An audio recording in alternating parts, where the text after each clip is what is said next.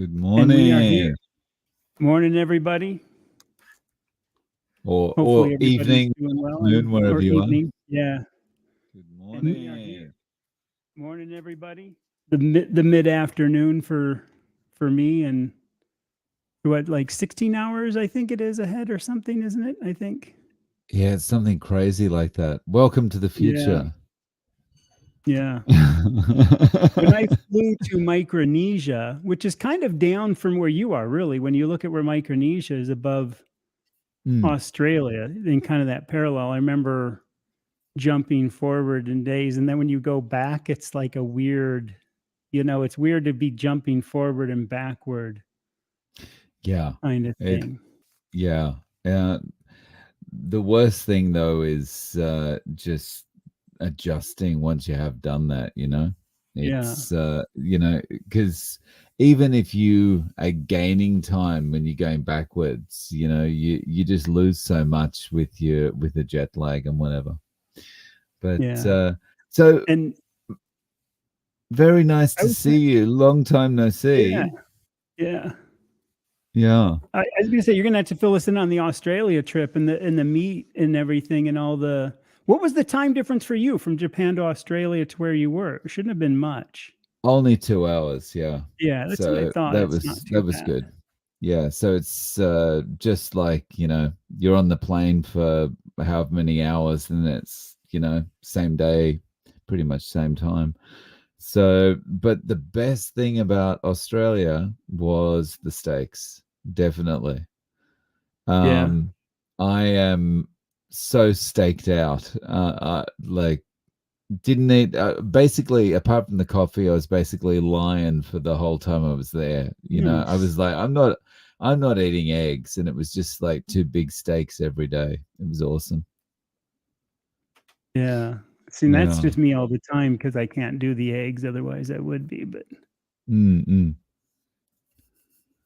Oh wow, we got how many hamburger. how many people we got in the live now, Chad? Trying to see where do I see it on here? I don't It's even know up where the to see it. top left. Oh yeah, here we go. We got 20. Oh, nice. You got G'day, 13, and then everyone. I have 7. Yeah, please smash the like button as you come in. Yep. That'll help people help bring more people in. So, how's your over the last few weeks? How's your carnivore stronging been going? Been good. I put up one video on it of me hiking. So if people are curious, head over to my channel. You can kind of see where I'm hiking. And it's hiking, not walking, just because there's an elevation gain. I'm gaining about 500 feet of elevation as I do about a 3-mile loop. Pretty Mm, rough, kind of fun desert. And I like it because some parts are really rough and rocky, and it's just good for balance. And there's a few steep parts I'm probably not going to do all the time because it's more like controlled slide down the hill, which is kind of sketchy. But so far it's been good, and I'm trying to put out videos, but the problem is I just got to get better at what I'm saying when I'm walking and not start them as I go up a big hill. I should do them when I get to the top. And I've been starting at about 5:45 to 6 o'clock in the morning, and sunrise here is at 6:48 right now.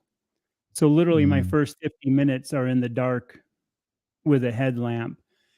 And I'm just liking that because, it just gets the morning going and something That's about it. awesome thinking time, no? Yeah, Mm, it's yeah. really That good. It's been, for me, cold. I'm wearing long sleeves, and I know it's only 55 degrees. I don't know what that is in Celsius. I'm sure you could do the conversion.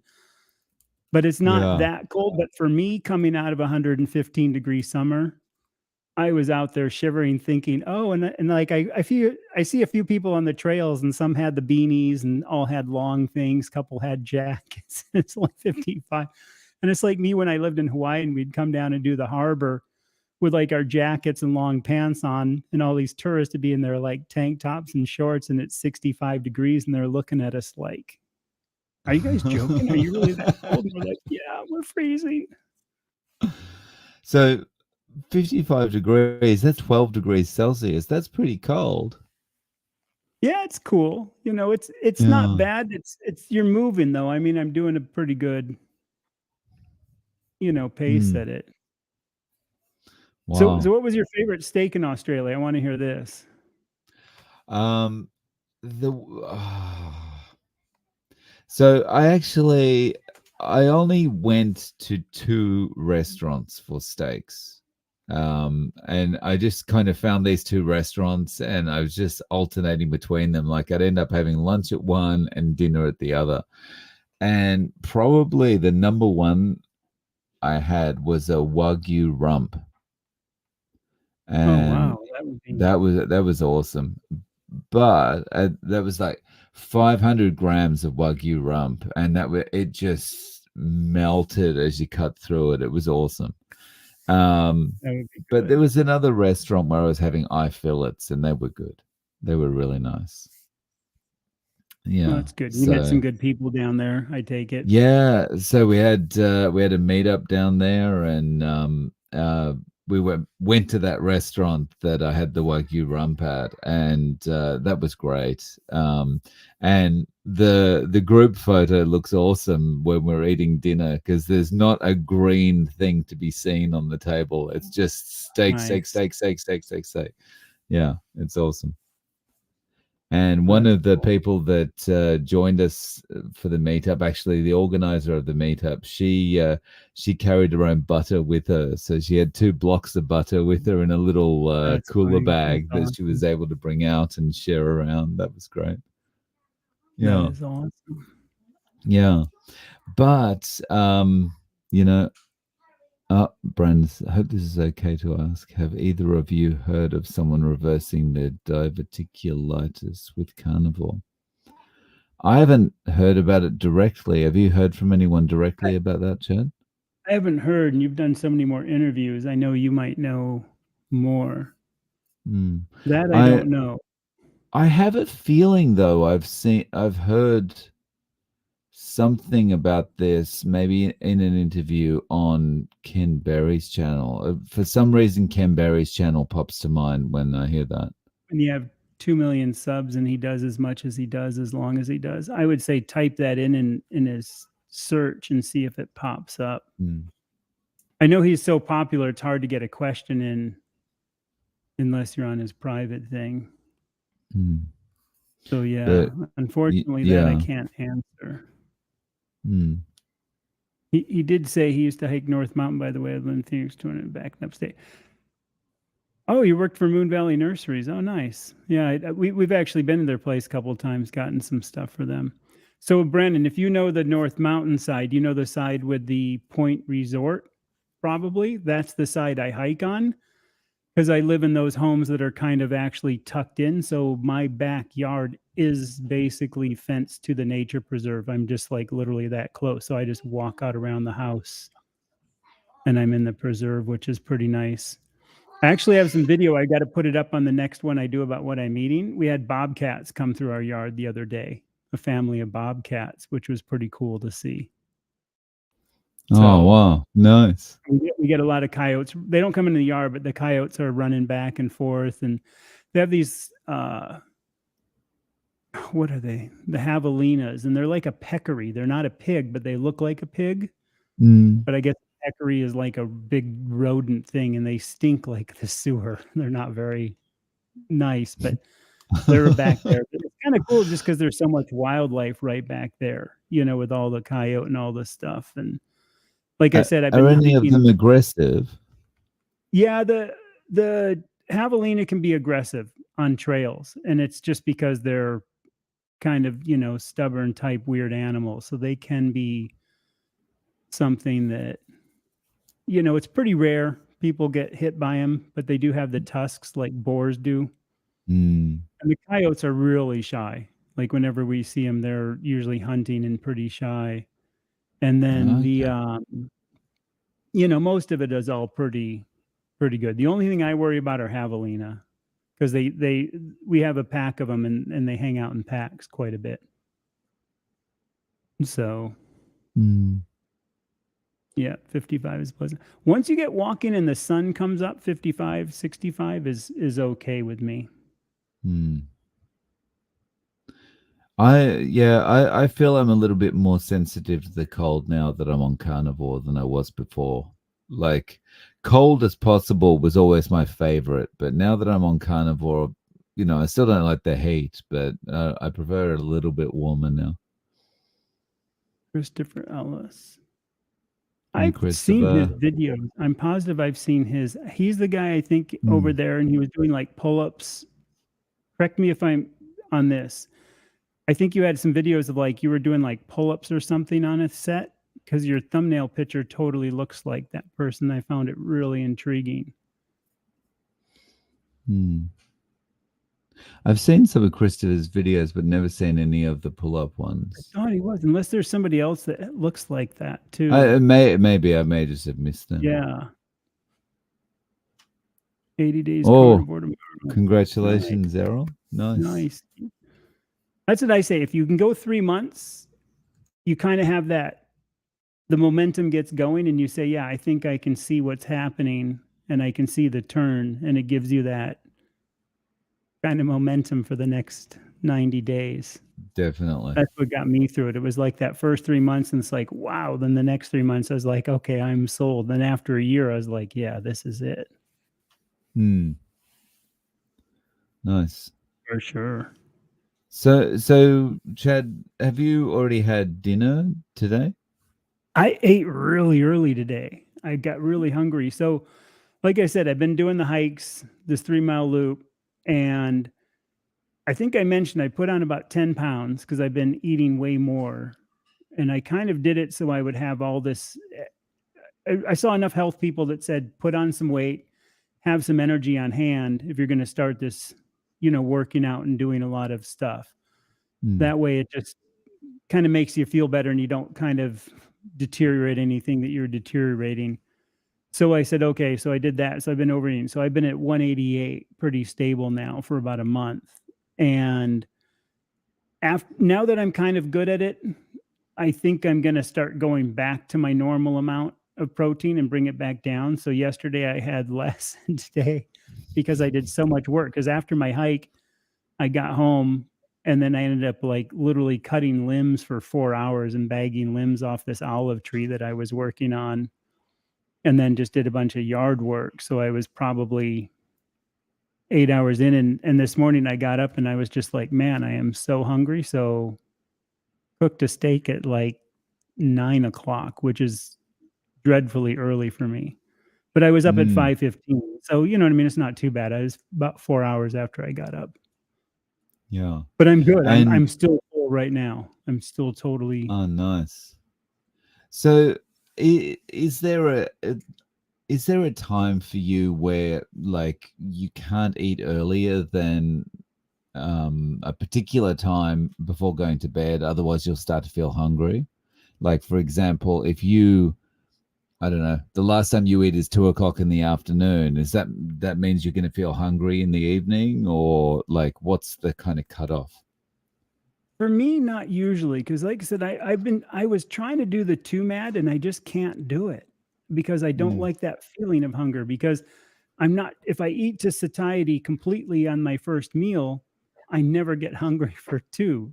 So I've been trying to say, I think I'm going to eat this much just based on me doing it so long. And I try to eat half. And my problem is within 2 hours, I'm just kind of going, I'm hungry. And I just end up eating the rest. I can't stretch it out.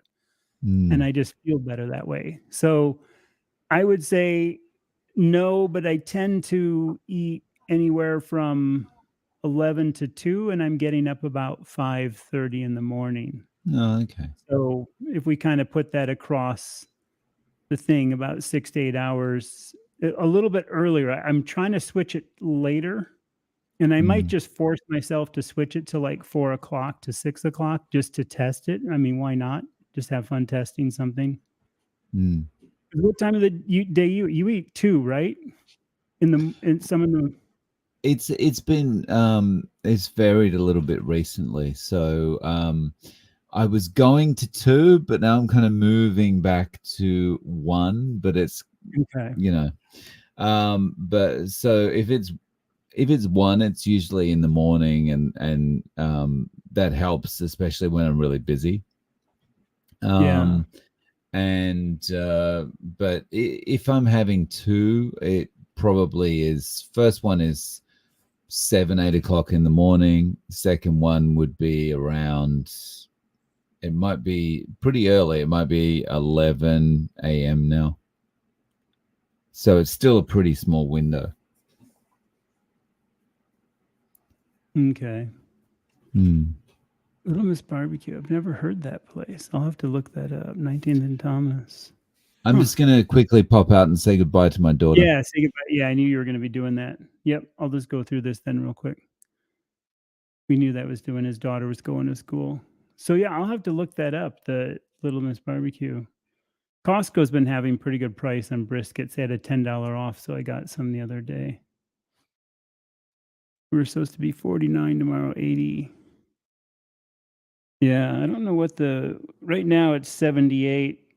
Like today it said 55 and 78 today, which is nice. This is definitely the time I live for in Phoenix. I would say, well, that was really fast. Yeah, I missed her. The elevator was faster than me. Oh. Yep. So yeah, so I would say I really don't have that thing. And the funny thing is about your eating in the morning and people talking about different times. Again, I think it just all depends. And me eating OMAD, I still say this. If I eat at 10 in the morning, I'm still doing it the fast. You know what I mean? I'm still, because some people are like, oh, you need to do that, and I really don't know if that is true. But even you're still waiting all that time, even if you have a little bit later. So I really think that eating at times a day is a weird thing that you just got to gravitate toward when you want. And I don't know what it is. I just kind of don't like that hunger feeling to be on me. And I find it easier to have it and then have it toward the evening because I'm busy enough where it doesn't bug me. Where if I get too hungry in the day, and like you said, the convenience, I think, of getting up and doing whatever your normal routine is, and then kind of before the day starts, if you're done, it's like you're clear for the day. But yeah, I definitely agree. Like, there's a little bit too much emphasis put on the, how long are you fasting or how many meals and all that, this kind of thing. Like yesterday, I had 4 meals in a pretty compacted window because the way I'd been shopping recently since I came back, and also just the way I was feeling. So I ended up having probably 2 pounds of beef over 4 meals in a pretty compacted window. Yeah. But it felt good. One quick question for you, since I know like your ground in Japan is that mix. They always mix it with pork because you've mentioned it, and I know that's a common thing. Did you notice much difference just for the time you were down there that you were eating almost more just beef than any other pork? Did you notice anything different, or is it about the same? I felt, I can't say like there was much difference other than more satiated than usual is probably the way I'd describe it. Like, it was, I don't know, it was more flat, kind of calm, kind of just, that kind of feeling, which I was surprised about. I was very surprised about, because I thought I'm going to struggle if I'm not eating, my 10 eggs a day.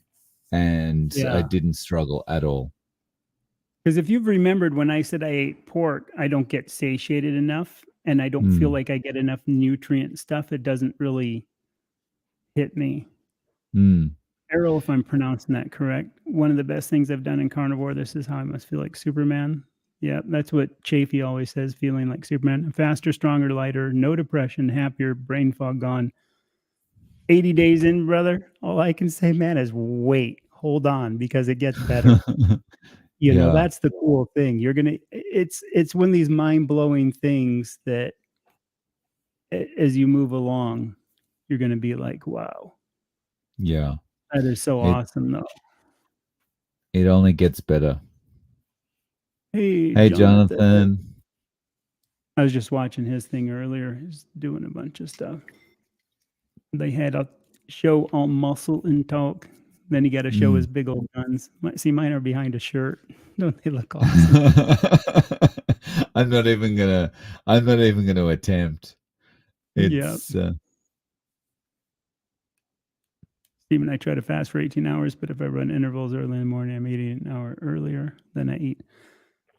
Yeah. And I think too, maybe with all the working out, maybe that's too why even like the other day, because I had some pretty intense, and the day that I did it wasn't much, but it was still 17 pounds. I just put rocks in my pack. And I brought the rocks home to weigh it because I was really curious. I'm like, okay, now I know about the size of these rocks. So I just brought my pack home with the rocks from the mountain in it, and it was like 17. But it'll be good because then I'll have an idea how big the rocks were. Then I can kind of put them in there and do that. Go ahead. Oh, sorry, go ahead. I was going to say one thing about the intervals. A lot of people have said if you do like hard sprinting and other stuff like that, you get some obviously hunger. But if you're doing like really long stuff, and it'd be interesting if Jonathan can mention this too in the thing, some of the people that do long distance running get way more hungry. So I know there is something to the intensity of the workout and how you get hungry. But I've noticed, like I said, because that was a harder day with the pack and the ruck, and then I was doing 3 hard days on this trim, and maybe that's too why I was so hungry yesterday morning when I ate really early. Yeah. Just sounds good. No worries. It's good. That's what it's there for. I was counting macros yesterday. I went out and counted 2,400 sheep and 300 cattle. Nice. My first meals. That sounds familiar. But yeah. So yeah, I think the consistency, I kind of put up that consistency. I think the biggest thing is, and I know this from a lot of people that work out, it's not as much what you're doing as that you're consistent. Even if it's just walking around the block and maybe stretching that a little bit each time, doing it consistently, that's the key to, I think, getting in shape. That's what almost everybody I hear says about it. And I know when they were talking earlier on their thing about working out in time, and even one guy said, yeah, I was working out, I think he said like 14 hours a week or something. And Jonathan's like, yeah, that's even too much. Like my 3.5 mile hike I'm doing, I might stretch it out a little bit, but I'm also hiking to hike because I like hiking and I like camping and I want to go backpacking. But I'm not really going to I think there's a route I could probably pick out of there that might be 5 miles, but I don't have any intention to go much farther because I don't think me trying to go 7 miles is going to make me any better at hiking. I would rather take that 3.5 miles and try to learn to like double time it, you know what I mean? And like literally just get faster and put more weight on and have that heavy rucking and kind of doing that. So if Jonathan is still here, I'd even love to hear that thought of it. I don't think I need to stretch it. I might do a 5 miles occasionally, like every other day, just to kind of change the scenery. But I do think too, there's that thing about overdoing this. I have no desire to work out 2 hours a day. None at all. What about you? So just on the consistency topic, I have a confession to make. And since our first live stream, I was going to do, aim for 100 push-ups a day and get started with that. And because of, I'll blame everything that's been going on, but because of everything that's been going on, I have done 0 push-ups a day. And so I need to get back into that. And I was going to kind of spend like a few days before we did this live, Yeah. trying to retrace my steps and get back into it. But I thought, I'll just come on and admit it because that's real life. That Yeah. happens to Well, us you had all, so much going so, on too with the whole trip and everything, and yeah. that's pretty So, understandable. you know, going forward, I'll be I've got to get working more towards that consistent about goal. like my burpees and push-ups and the stuff I'm doing here. And we might get a few Yo, things here for the house because my 14-year-old wants to get into stuff a little bit. nice. So burpees. I remember a friend showing me how to do a burpee, and I was like, oh yeah, maybe. Oh, I don't know if I'll be doing those. Yeah, they're pretty good. I watched this one guy, like I said, this guy Iron Wolf on YouTube, and he's got like almost 200,000 subs, and the dude's just ripped beyond shape doing them. And he does Mm, some other stuff, but they're a pretty good overall kind of thing. And for me, camping, like getting up and over stuff, getting up and over logs when you're going through the trees, I mean, it kind of makes sense to be able to have that.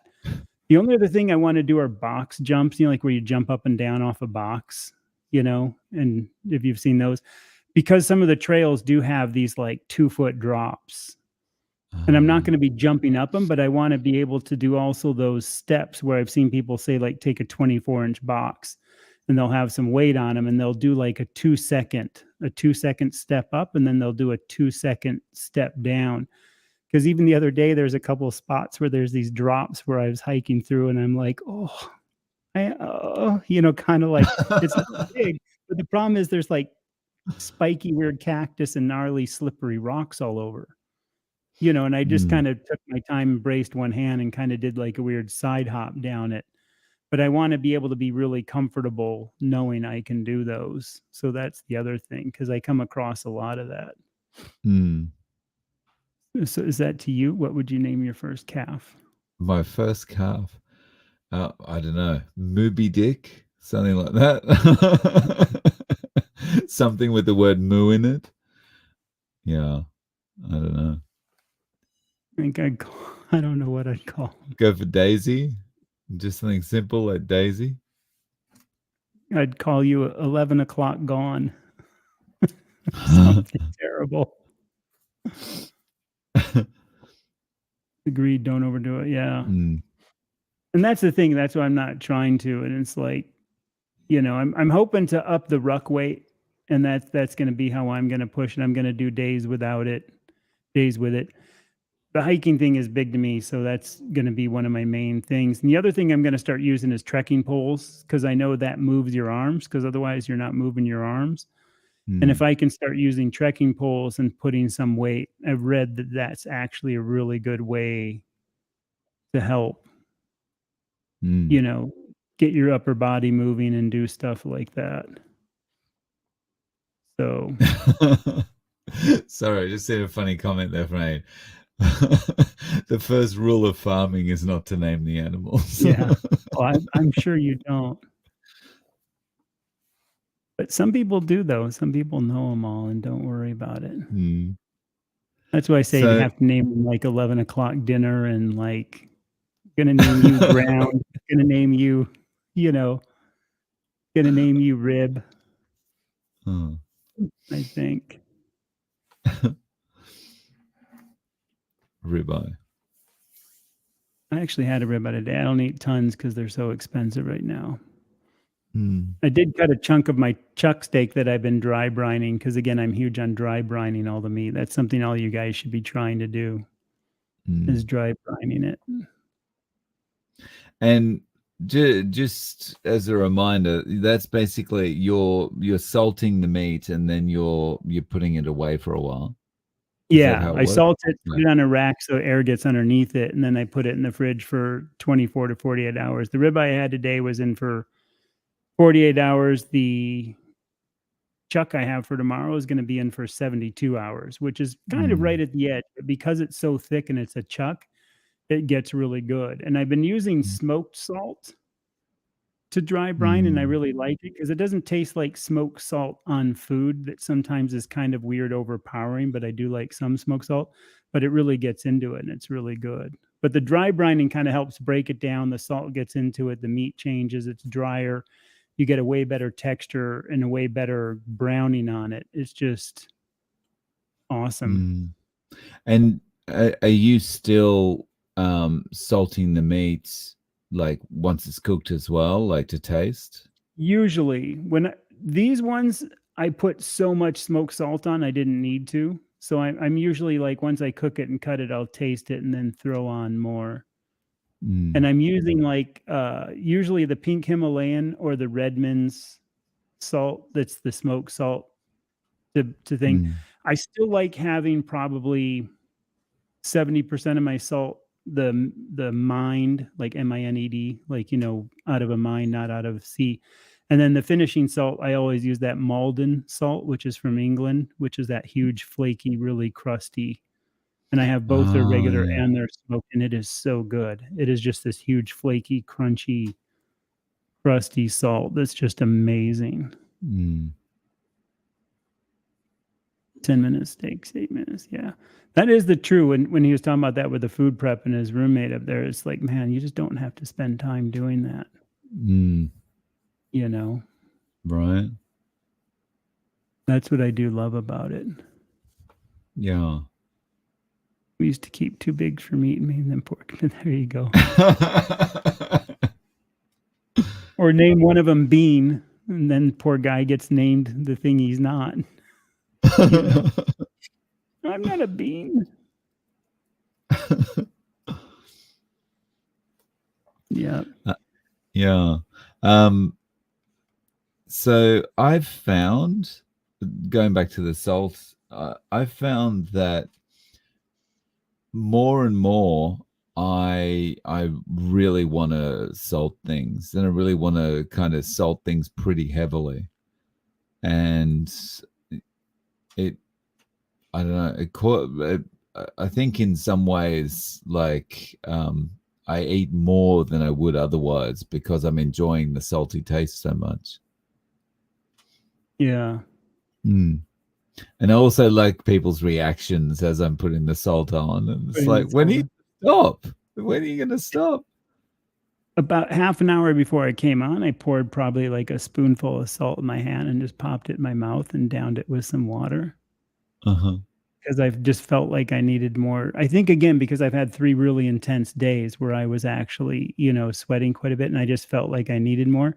Because I had a really, and it's so rare, I don't have migraines anymore, but I had a really slight headache coming on, and I've been really thirsty. And I know that you can't drink just water and hide. You need salt in the water or electrolytes. So instead of just drinking salty water, I just find if I eat some, and it always works for me. And here's an interesting thing is, when we kind of were talking about starting this, like, you know, that month ago, just before that time when I knew I was kind of prepping for this, and I was kind of starting a few things a little bit, but not a lot. And I had gotten leg cramps, but pretty light, not really bad, but enough that they kind of woke me up just in my calves.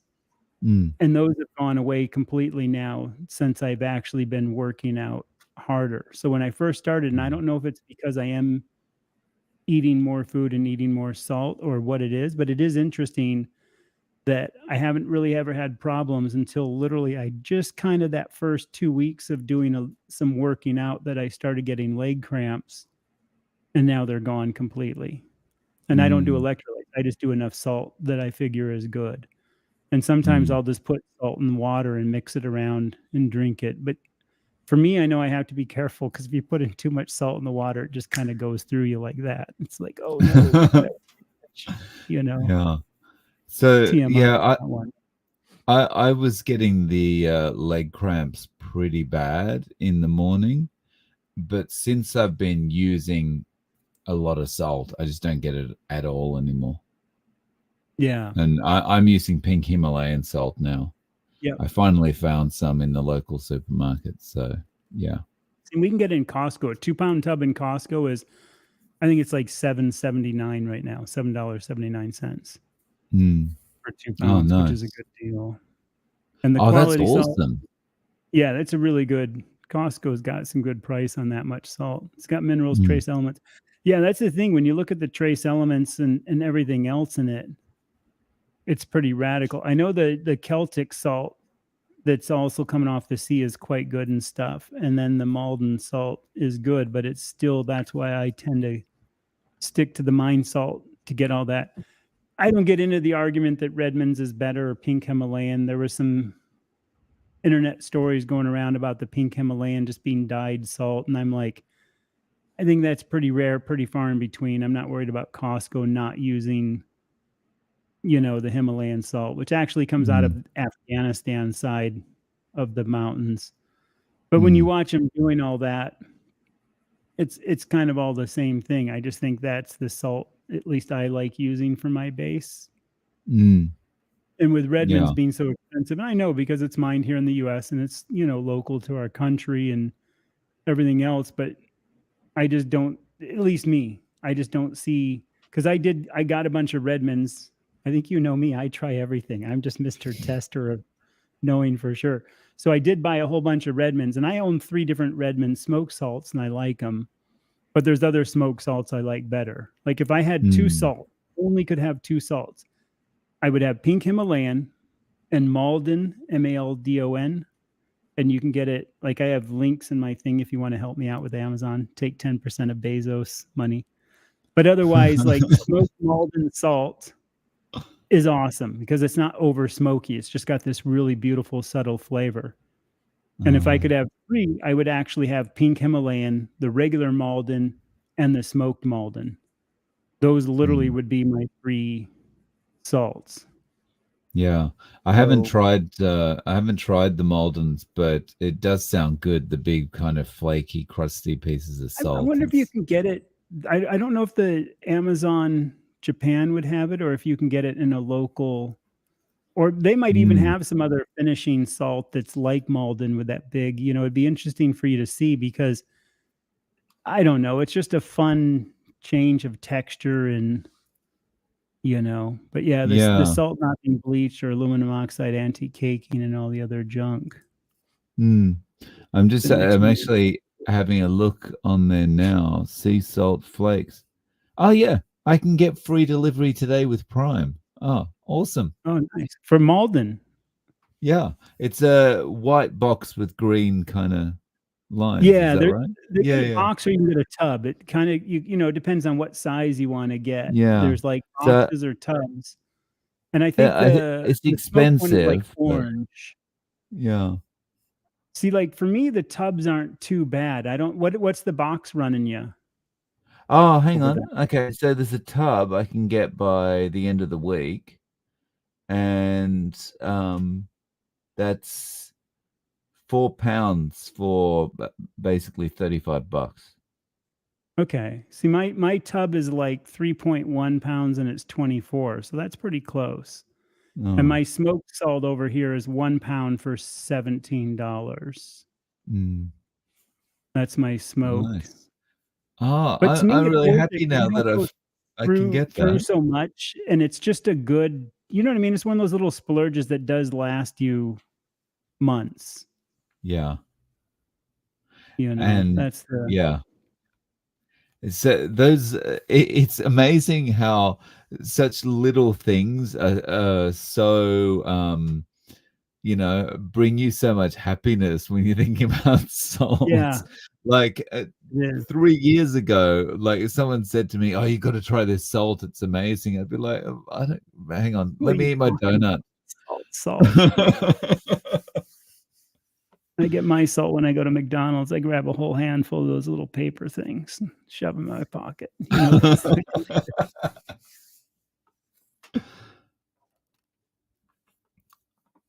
Was it perfect? Robin's, it's perfect. The next one will be movie too.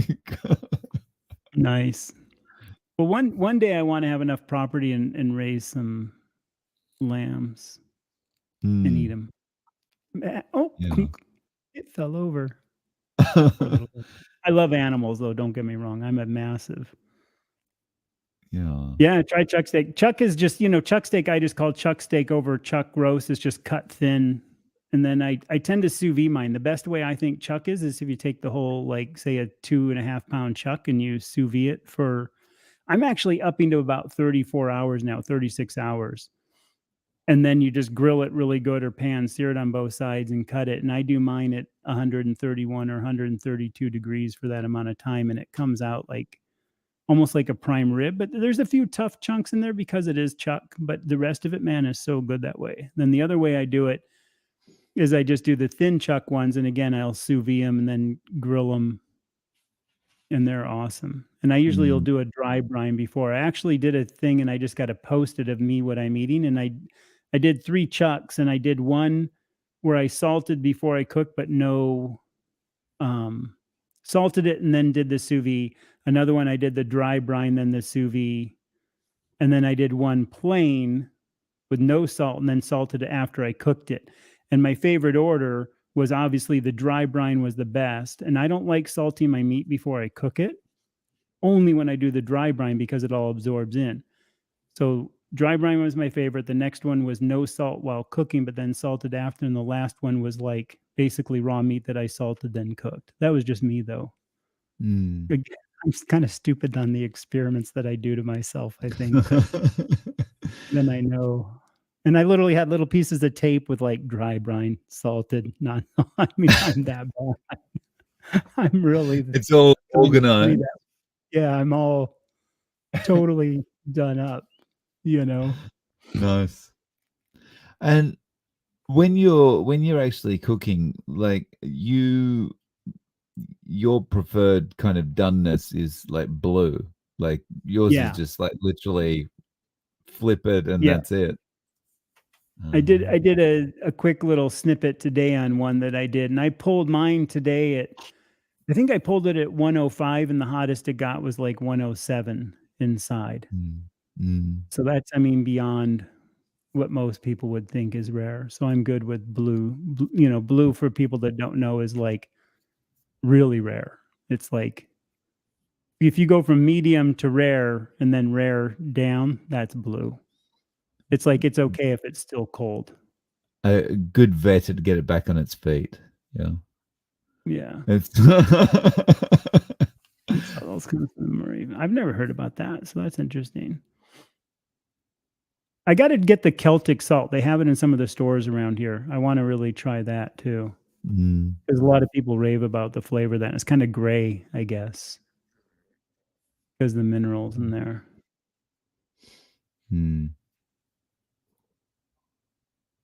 You know,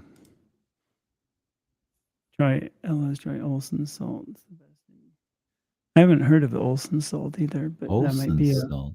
Oh, lots of recommendations today. Yeah. Well, I know the Celtics. Yeah, I'll have to like do a video on salt and show what I have, what I like. I just think it's a fun thing because you kind of have it on everything. And like I said, my main thing is any good mine salt full of minerals is the main base, because I do think it helps keep, it's like an electrolyte. It's like a built-in electrolyte if I have enough. Yeah. My toll says increase in Redmond's.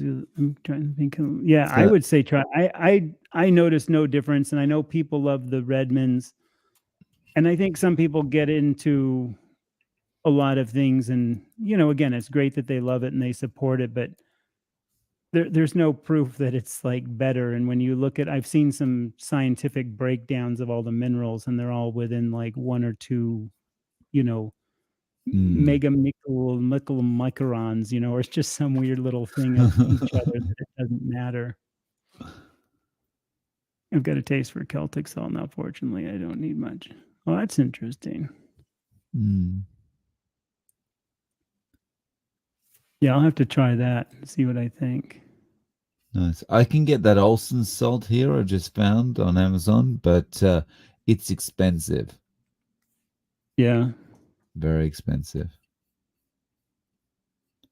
I'll look here if I can get it. Oh, I see. Yeah, sea salt flakes. Oh, wow. Oh, yeah. I could see, though, it's probably another good, it's probably similar to like the Malden or something else. You know, the big salty flakes. And I know the Celtic can be that way too a little bit. But yeah, it looks kind of like it. It's salt mines Yeah, in salt Bosnia, mines in Romania, and Bosnia, Poland. Romania, and Poland. Yep. Mm. I would love to hear if you could type in or something too. How is the meat out that way where you're at? Is it, can you get the cuts you like? And is it, you know, I would think there's going to be a lot of good local meats, whether like in Hawaii, they used to bring in fresh fish to a lot of the stores. So you could actually get it and they would actually market it as local caught to support the locals, to support the local stuff rather than bringing everything in. And the same thing with the meat. A lot of times it would have like, from the farm, and we always had like Haleakala dairy products that were late, as the local things. Mm. That's the one thing here you don't get. You still tend to get the big name brands that go through all the states, and I kind of miss that. Mm. That's exactly. Jonathan hit it. Long distance cardio elevates the cortisol. That's what the guy was saying is why it happens.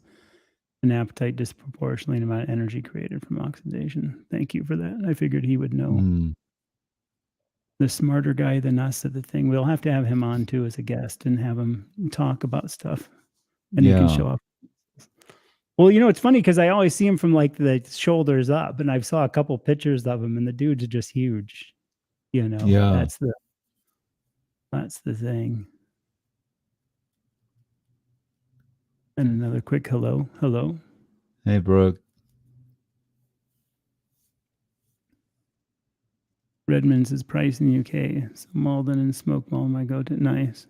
I love the Malden, and I don't think it's that bad for a good, because I know it's like the Celtic and probably like the Olsons. I know it's not just some mega manufactured salt like Morton, through a factory that gets its bleaching and anti-caking and runs through the machinery. I know I've seen some videos on it, how they bring it in and how they do it.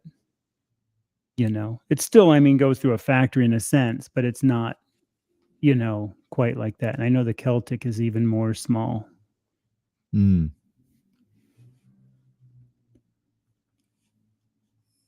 Warm blue and cool blue. It's how I order my steaks. Yeah. And I know there's that other thing, the black and blue. And I don't like steak totally black, but I like it when it can get quite dark and flamed up. Like that was mine today. It was quite, for how quick it was on and how hot the grill got. So is that like, kind of a bit of a crust on the outside and then almost raw on the inside? Yeah. And I don't know if I could even put this up. I don't know. I don't have a way. I don't have it on my other thing to do like a screen share of it, really.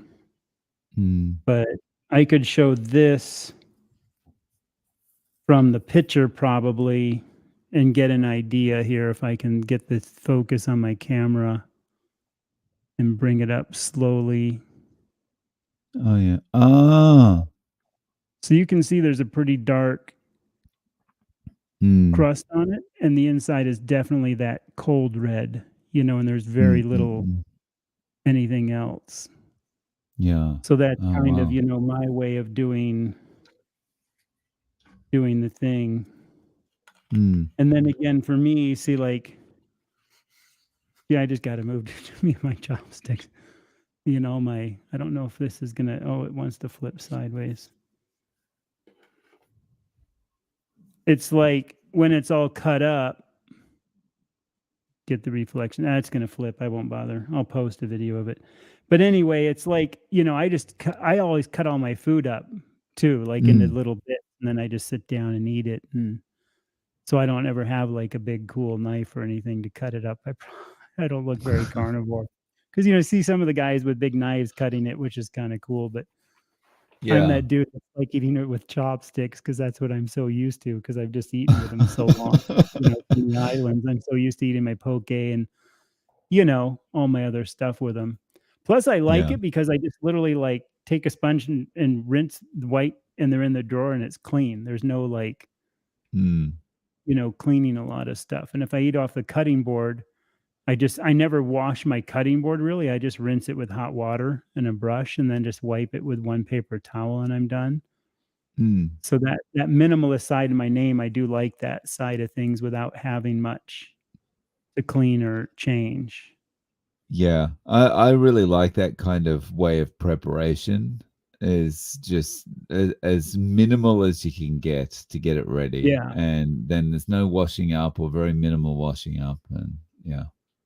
Yeah. Because I could Mm. literally live with probably one bowl and one plate, depending on how sloppy I wanna be. Like, if I wanna go sit in front of the TV and watch a show, I've been trying to get out and sit outside. I just sit outside and take my shirt off when I Mm. can, and now that the weather's nice, so I'll sit outside, take my shirt off, put up my iPad, and, watch stuff. My big thing to watch is Mm. MotoGP and the BKR, which is I'm into motorcycle stuff, so it's like motorcycle racing, so I usually just sit outside with the iPad with my shirt off, this old dude just eating my meat.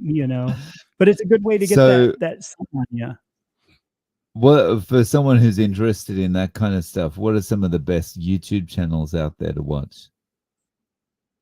Oh, I would say just the, I forget what it is, like the, SBK something on the YouTube. Let me just Mm. see what the one is. I can send you some SBK.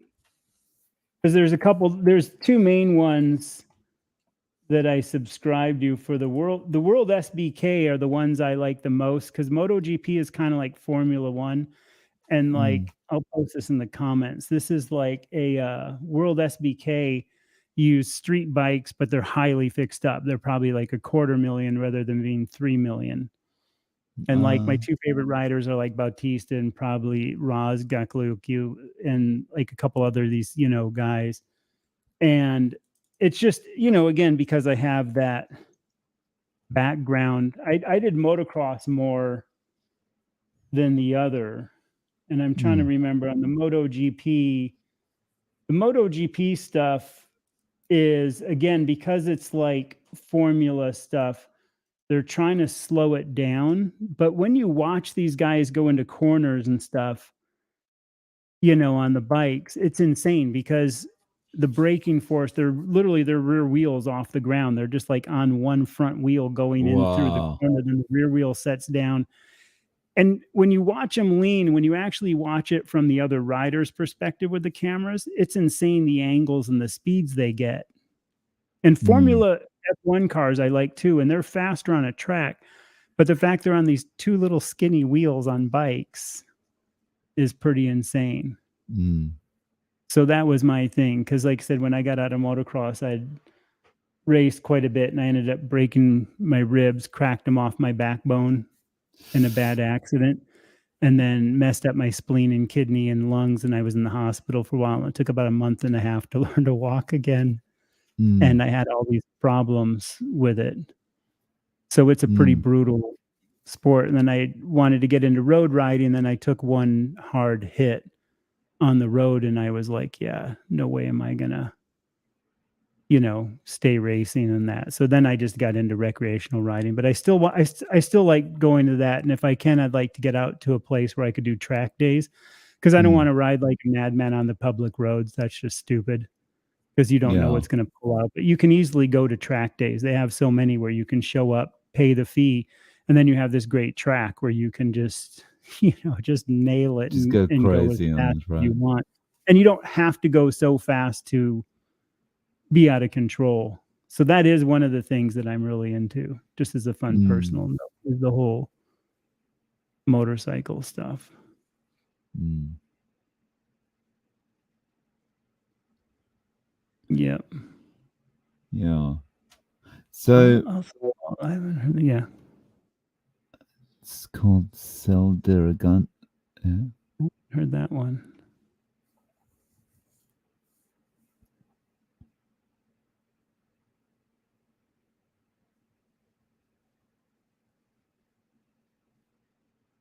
Note: an animal cell in a steak is dead at 40. Oh, at 40. Okay, 40 centigrade. It doesn't change color until the 16th. A bloody steak is still cooked and dead. I was gonna say, yeah, I know the liquid in steak isn't the blood; it's the myoglobin. I know that some people have said with salt in the past, when they're eating fresh meat, they never used to bleed the meat as much. And that's where they think they also got a lot of the salt. I don't know if you've ever heard that, but I've heard some people kind Yeah. of mention they think there's something too where a lot of people ate these salts. When I did that little quick thing on Lewis and Clark expedition, just about how they talked about fatty meat so much. And I think it was Clark talking about Lewis, and he's like, for my friend cares little for salt that he could go without. And there's some people that do just not take an extra salt. And I do think it's one of those things that it's that personal preference and salt to taste. I don't know if Dr. Chafee has, but about a month ago or maybe more, he started saying I'm almost not salting my meat at all anymore, or he wasn't salting it for a while. So he's going through a phase of not salting it. I also know that they pump in like gases to make this meat stay red into the packaging. Yeah, if you look into that, it's kind of an interesting thing because a lot of times, obviously when the red is there, like if you have hamburger and you pull it open and it's brown inside, like if you take meat out and age it right away, it actually gets brown, reasonably quick, and it's still perfectly good. And I know it's like the oxygen, doing it. It's like when I dove all the time and the medical stuff I have, like obviously you bleed red, but like when you go down and if you get cut open at depth and you bleed, it's this kind of weird green blue, some of it's with the color down there, but it's not the same. Some of it's because the color absorption of the water, but it's a different thing because there's no oxygen for it to get to too. So I know there's something to do. And I can't remember the specifics on that. So that's something I don't want to say too much because I don't want to be wrong on the specifics, but I know that if you look into gassing meat, and they color, and I know that sometimes they'll use other things to make it stay looking fresh, which makes total sense. Hey, show us your guns. See, I don't know if I can do that. I'd have to pull my shirt. I can't do it that well with my shirt. This is gonna be embarrassing. There you go. I can't do it with my shirt. I'll have to, I'd have to take my ear things out and take off my whole shirt. Just be like sitting outside watching MotoGP, right? Oh. See what I do for this? Here, I'll show you my left arm, which is my weak arm. And that's pretty weak. You know what I mean? There you go. Here, I'll do this for you, buddy. Now that'll be good. I don't mind doing this because if I am doing this workout thing, that's where I'm at so far. At not working out yet at 60 years old. I don't think I'm doing that bad after losing over 100 pounds. So I'm not too worried. Now I got to find my armholes. I can't find my armholes. I'm looking forward to seeing what happens after a year of this working out. I'm really, again, like I never thought I'd be where I'm at on my weight and how in shape I am, and you've seen those a couple of times, me now without a shirt. I'm not doing that bad for how much I lost and where I'm at age. So I'm pretty stoked. So I have an update. I talked to my doctor last night, and it's a doctor that I haven't actually seen for a couple of years. He's a little bit kind of out of the way and difficult to get to, but he speaks English, so I used him a lot in the past. So I went and saw him last night, and also took my my latest update from my physical, that's got all my terrifying cholesterol numbers and all that kind of thing. And it was a really interesting conversation, because we were talking about cholesterol, and he said, but high cholesterol's bad. And I said, well, it's, we had a bit of a discussion. He was willing to listen, to his credit. Said it's all in context, like when you're not eating sugar and glucose and is high cholesterol that bad? And he said, but are you sure you're not eating glucose? And I said, I'm positive I'm not eating anything with glucose in it. And I just said to him, look at me. Do I look like, does my body look like that of a 50-year-old that, doesn't do any exercise? And he went, oh, yeah, okay, good point. Yeah. So, yeah, but Yeah, he's you would writing all think these little that. notes into my chart, like no glucose and, no vegetables and all this kind of thing. Well, and it's like that UK study, and then there were some other things about the people that mostly get the heart attacks have lower cholesterol, actually, when you balance it Mm, between that. On the cooking the chuck, I don't know about the oven. I never cook it in the oven, but I keep meaning to because I'm just so happy with the way I cook it. I've heard 2 ways of cooking it in the oven. If you have like a Dutch oven or a metal container to cook it in. One person that I've seen, not one person, I've seen a few people do, or one recipe idea is you have like a Dutch oven and you do it on the surface burner really high and sear it really good on both sides. Add some water, put it in, then turn it down and leave it on there. And people swear by that method. So there's that method you could look into. And then the oven, I think you would just have to look up because unfortunately I mm, can't tell you what temperature it'd be, but it's definitely a low and slow cook, kind of thing for chuck to break it down. That's why the chuck steaks that are really thin, I like, because if I sous vide them, they turn out really good. And also, if you dry brine them for like 2 days, that dry brine definitely has some breakdown properties as that salt gets in there, and they tend to get a little better. And I actually like a little bit of chew sometimes in meat. I don't always want it just, fillet soft. I sometimes mm, like a little bit of chew. mm, I mm, love chuck because it's a good tasting. It's where the ribeye continues. If you look at a chuck where it comes back off the loin coming up, there's actually kind of the end of one ribeye is where the chuck starts. And there's actually 2 steaks in on some chucks where you get that center where you can actually get the same as a ribeye going in. So it's really almost the same tasting kind of thing. Eat your raw beef. It's good for you. mm. I do that too. I like when I'm cutting up my meat or doing something and pieces fall off, I'm usually like on the pieces rather than doing anything. I definitely like that rare. Nice. Yeah, putting it directly on there. I've done that before with flat meat, making fajitas directly on the coals. I've cooked on the coals directly a bunch. Mm.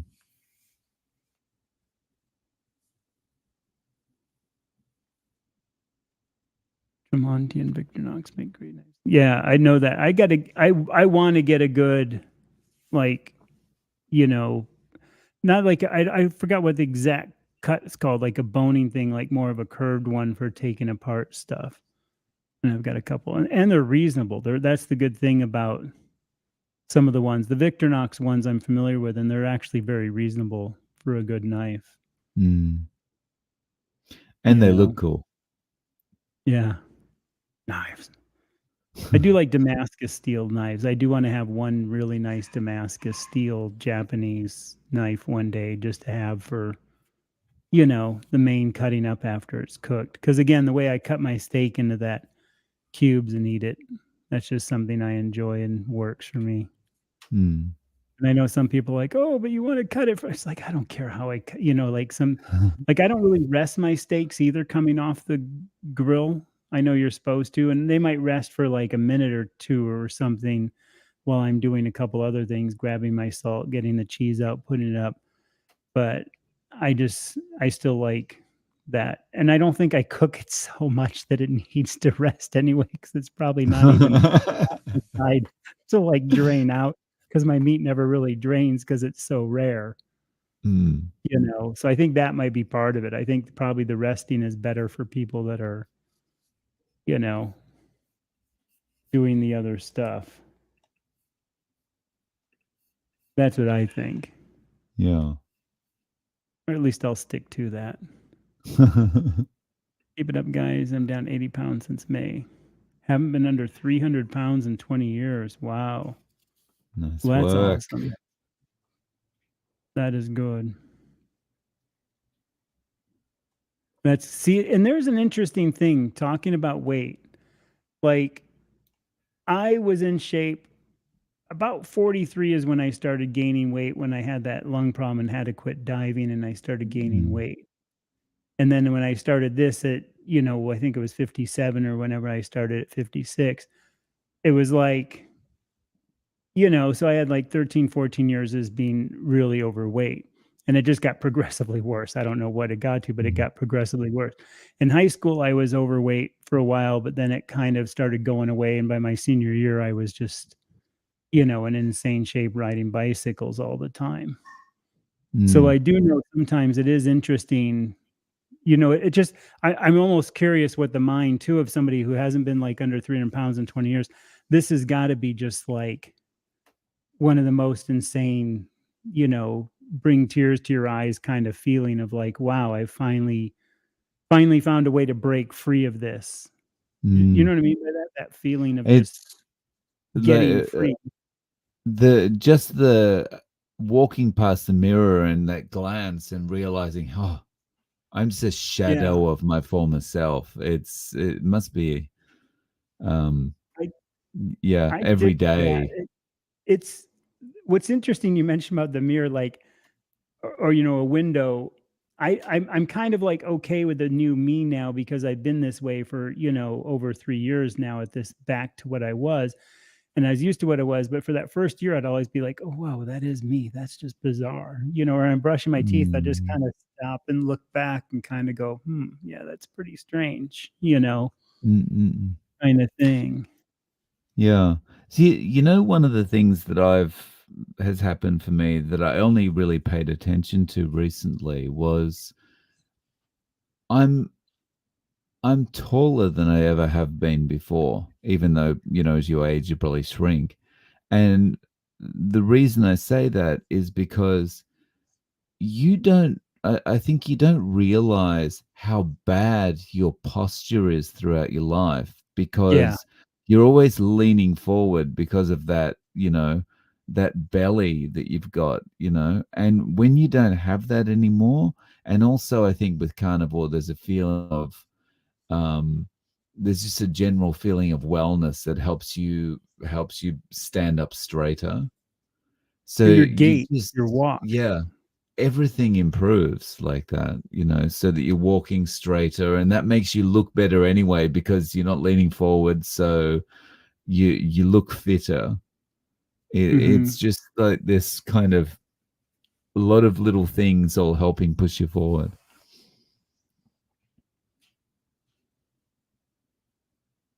Yeah, that's true. I mean, to me, it's also like when I walk in the store, it's amazing how I walk. Like, Mm, I walk like I used to in my 20s and 30s, just this very good, solid walk, good speed. I'm not like, oh, leaning on the cart, kind of going through the store, putting in the Cheerios or the ramen or the rice. And, I'm not, mm, oh, that sauce looks good. Oh, yeah, that looks good. I'll take that barbecue. Oh, look at this, kind of thing.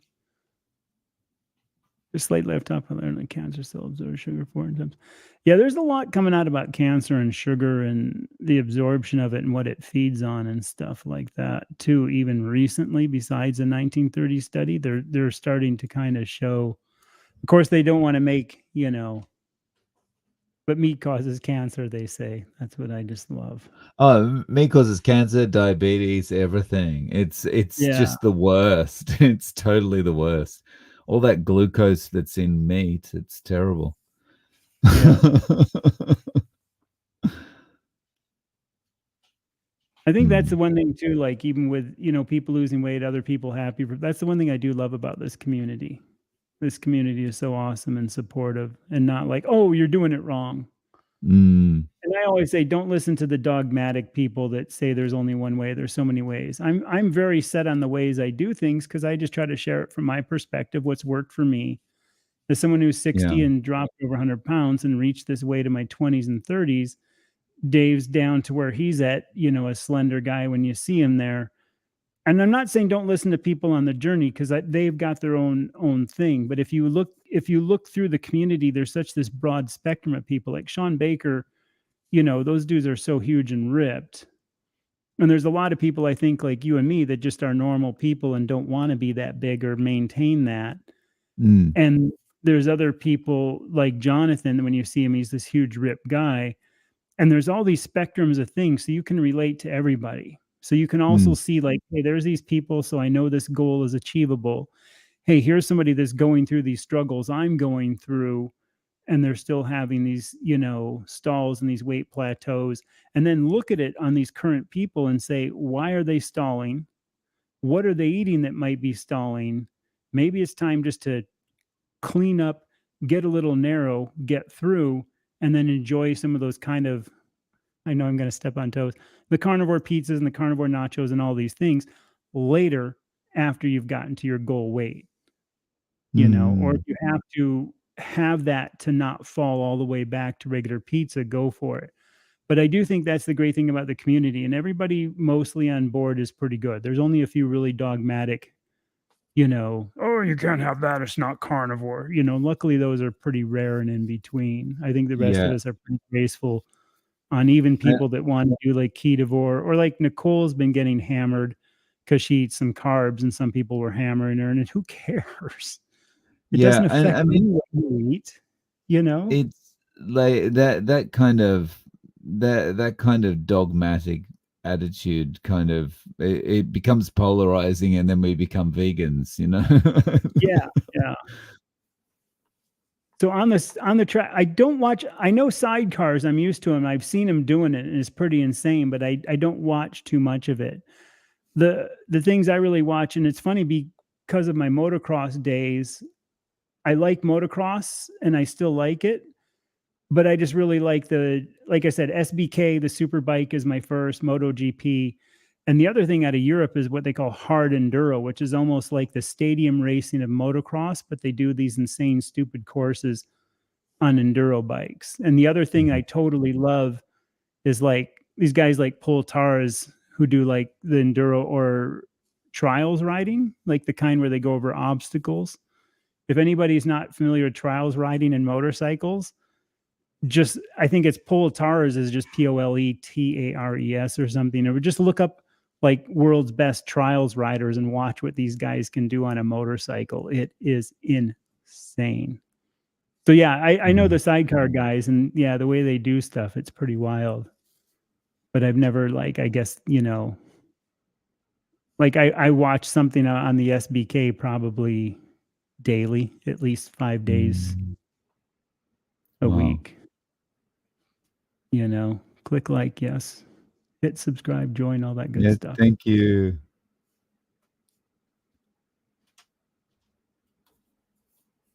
William says hi. Hey, Hello. William. Doing good.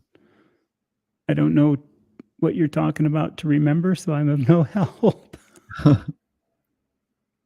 you know.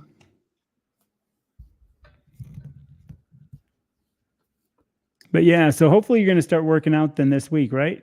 Get back to your doing some push-ups Yes. and get you Um, going. Today will be my first day, so I still have to make a short. But I also want to try and get my form a bit better. I did film one soon after our first episode, and I was like, I don't think my form's that good. I think I need Yeah. to watch a few videos on YouTube and get my form a bit better.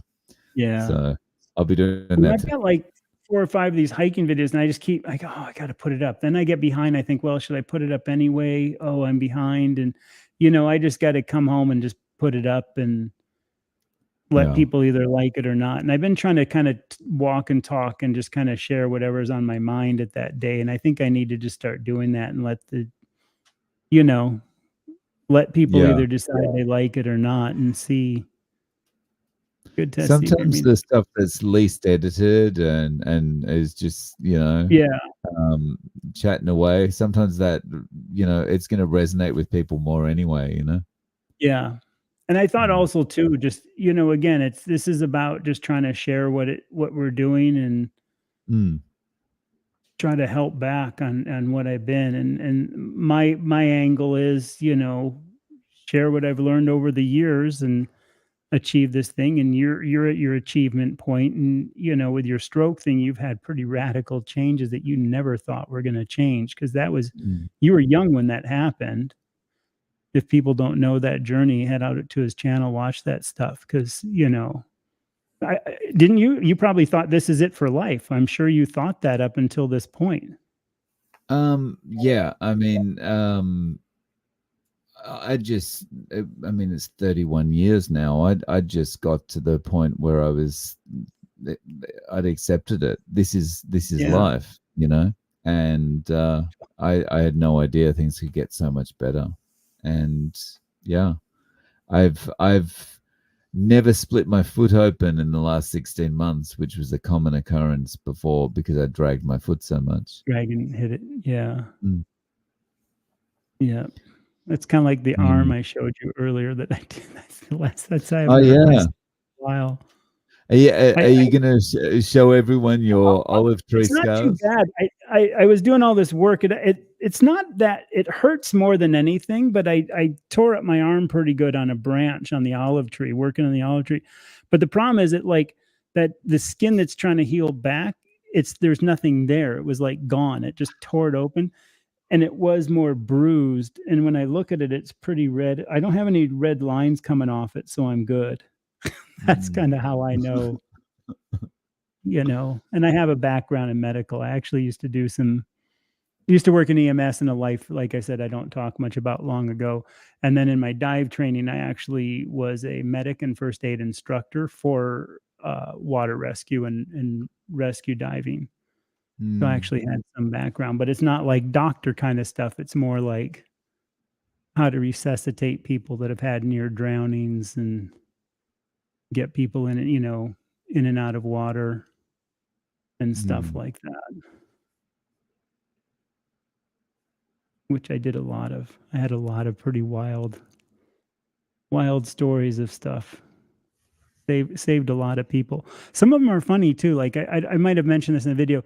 Some of them are really thankful, and some of them I think are so embarrassed at the situation they just want it to disappear and get away. Yeah. They just want to Because especially like on a crawl crowded under a beach on rock. Maui. Yeah, like if Oh. you're on a crowded beach on Maui, and we were kind of, if anybody's been to Maui, like I lived in various places there, but when I was younger, like in my 20s, I worked at Black Rock there at the Sheraton. And so we were kind of the beach people. And once in a while you would get somebody that would, oh my God, we need help. We need help. And that we would always be the scuba guys that we have to have some medical and stuff for all the instructors.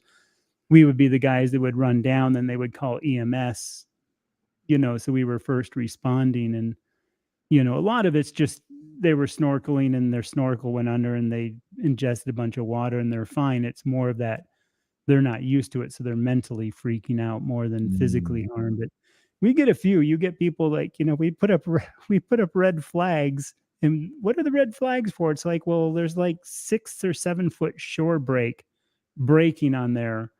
Don't go out in the water. It's just not a good idea.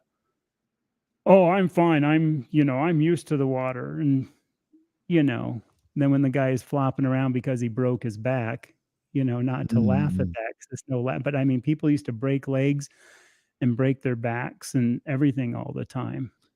Yeah. That's wild. They just don't listen. They don't listen to, and I would do that if I went to a place like Japan and I was gonna go to the ocean and some locals were like, "No, no, don't go out." I could see how they would be doing it, "Don't go there. That's a bad spot." I'd be like, "Okay, thank you." Mm.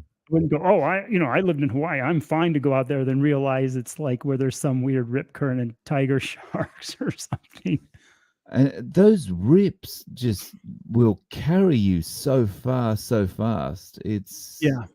Yeah, We've rescued a lot of people. We used scary. to call it the Tahiti Express from Molokini. If people would get out the outside of Molokini, and if anybody Mm. has again been to Maui and seen Molokini Crater, we'd say do not go out past that point, because if you hit that outside, it's just a caldera.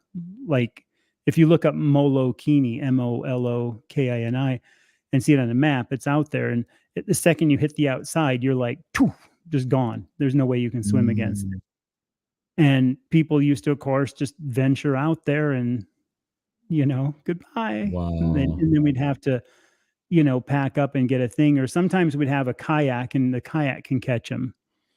And we actually had a couple of times that went so far that we just had to literally say, okay, and pack up the people and then go find the kayak way down the kayak. Oh, no. And I had one time that I went out and the girl brought her kid and she got caught in a thing. We told her, do not go out past this point. And she went right out there with like her 7-year-old. And of course they send me out to get her. And it was like, we were down like probably 600, 700, 800 yards by the time the boat came, because there's no way I could even get back in. So you just sit there, and at least to some of these that are floating with her. But yeah, that was always the stories. It's amazing how many people do that kind of stuff. Some people, like, it's their first time at the beach and they're just like, oh my goodness, I'm going to jump in the water. Yeah. Leaner cuts from the side of the beef we just got. Tried to buy additional fat, but the picture didn't. You can always put butter in there. Butter. Yeah, just nice big lump of butter on top. Yeah, just with a big lump of butter. I mean, if you're okay with pork, a bunch of bacon with it can help cook the bacon, then cook the meat in the bacon grease if you're okay with that kind of stuff. But butter, I think, is the best way to fatten stuff up. I don't do much butter anymore because I just buy so many fatty cuts of meat. But I would say just keep checking the butchers and see what you can get available. Or like if you can, make it into ground and then put the butter in it or something. Steve Trumbull, we do exactly that. See the chuck in the soup, then a small one.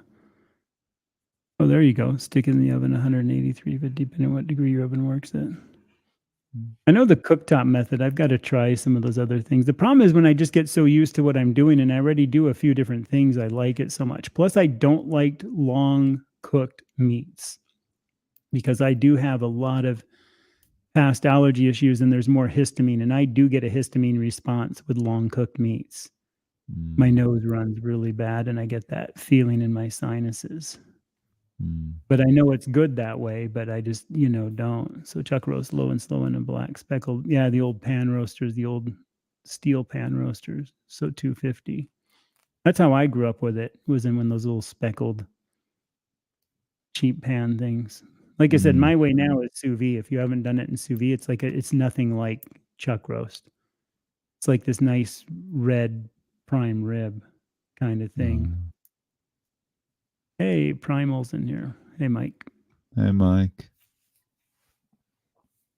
Yep. See, and there's a guy not coming to it from being overweight, who's coming to it to get back, to get in shape and gain weight. So I think too, that's something, if any of you are out there or do that, check out him. Because again, that's the great thing. Again, like I said, you have these people on their journey, and then here's like another, and there's a couple other, like, Carrie and a couple other people that are coming at it from being underweight and using it to get in shape, add weight, which I think is an interesting, and I know he's working out a lot, I think, because I know he's always doing that stuff. Yeah. And like when you think about, people are doing carnivore and fixing things like curing their anorexia. Yeah. It's Valerie Smith on Twitter that she's, got over her anorexia because of it.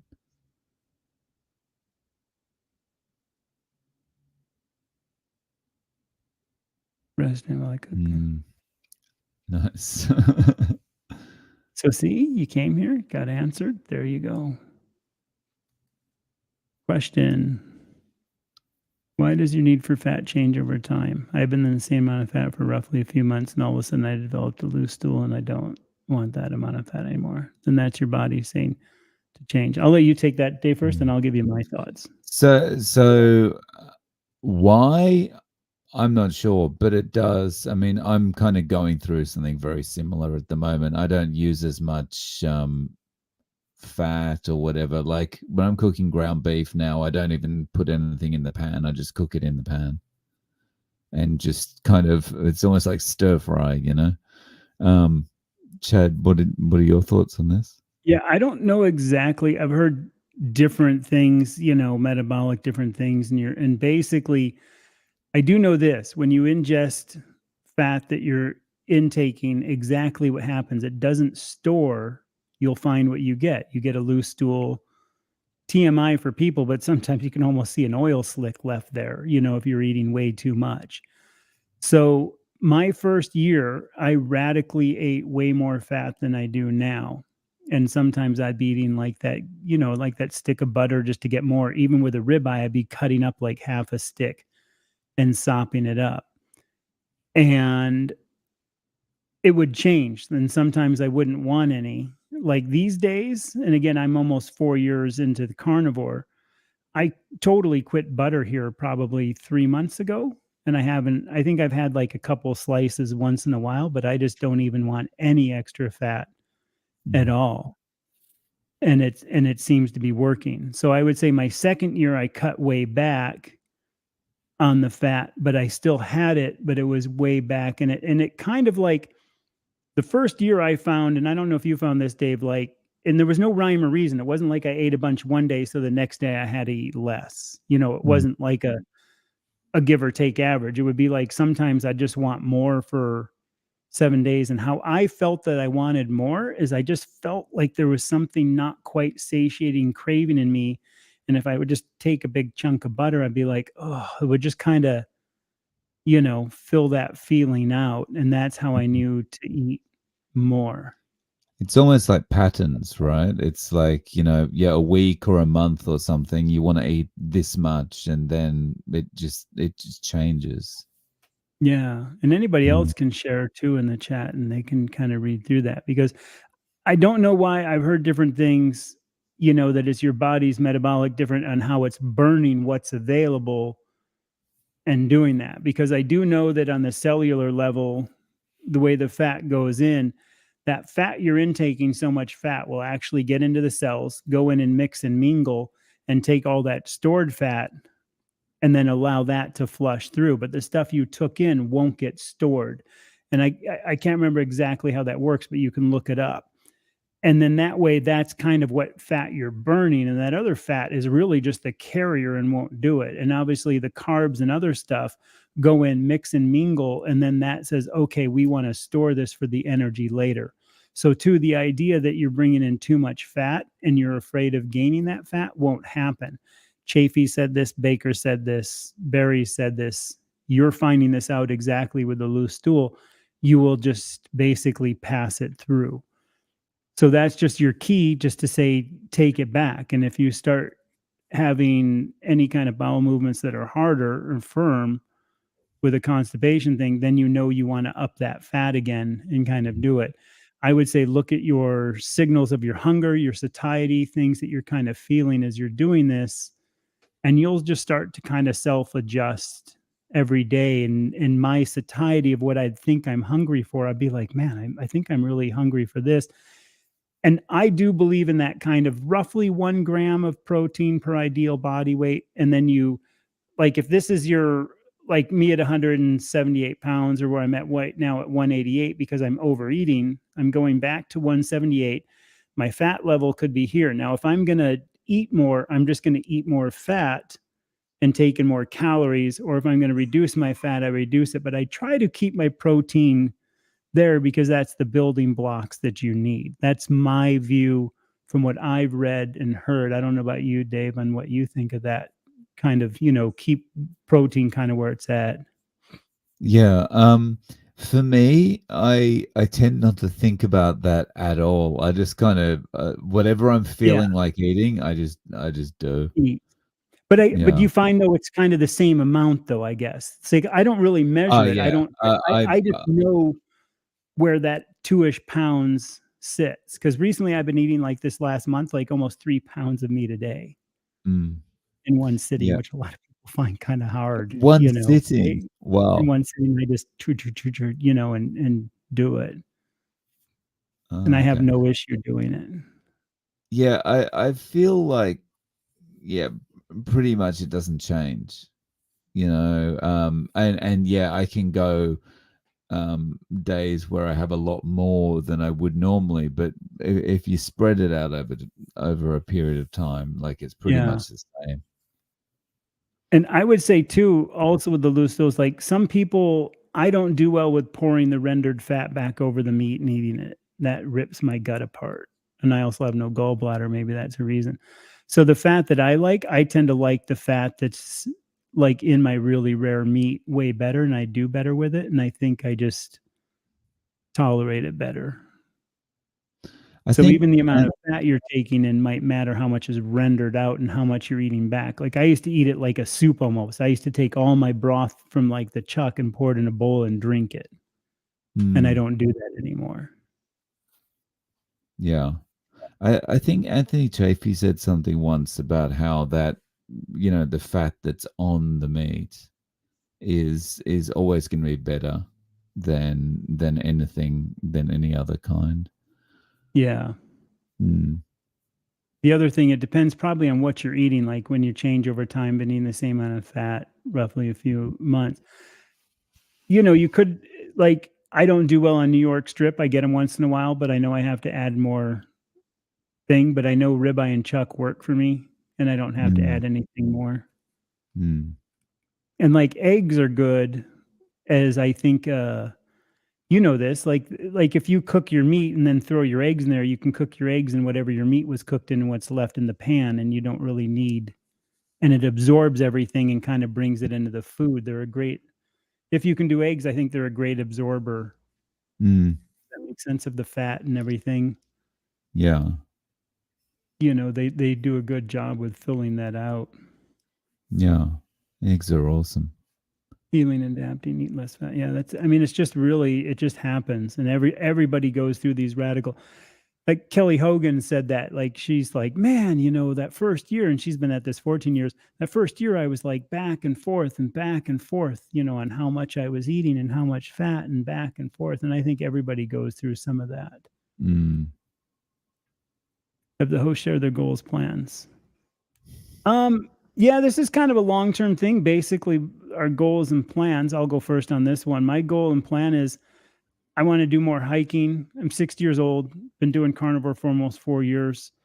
Lost good weight where I'm at, but I never really decided to work out and put on muscle. I don't want to be Dr. Chafee or Dr. Baker big, but I love hiking. I love my mountain biking and riding bikes. So my goal is to be able to hike without an issue anytime I want and put on a lot of strength, not just show muscle, but a lot of strength. My plans are I'm doing hiking. Right now I'm hiking about a 3-mile loop, 500-foot elevation gain in the Arizona mountains here where I live, riding bike more, doing burpees, push-ups, things that I think will help me with camping and hiking and riding my bike. So that's in quick for me. And for Dave? And for me, I'm almost 17 months in, and lost 32 pounds, feeling better than I ever have before. Arthritis gone, things like that. And long term, my goals are just to maintain, where I'm at energy level wise and mobility wise and all that kind of thing. But I'd like to put on a bit of muscle. I'd like to put on a bit of muscle on my chest and arms and stuff like that. But other than that, I'm quite happy with the way things are going and just, stick on the path I'm on. Being able to carry home groceries on the train without any issue, right? For the Japan life. Yeah. Exactly. Yeah. So welcome to, by the way, just so you know that. Cheers, Charles. We're going to be doing these every 2 weeks. And I think I'm just hoping at 60 years old, I can show people what I can put on in over a year. And we'll probably, if it goes, we'll probably keep doing it after this year and pick it up to the next point. I think there'll be a big change. I didn't record my weight loss on this whole video thing, so you can't see that. So it's just really recording it and holding ourselves accountable and having fun. The one thing I did do after our first live stream was take a before picture. So going forward, that'll be useful, hopefully. Yeah. I did take some before, and I was going to show it, but I might just wait until I start seeing it. And I haven't really seen anything, but again, because I put on 10 pounds and I purposely put on 10 pounds before I started this, because I wanted to have that energy and that, fuel there, because I am doing stuff.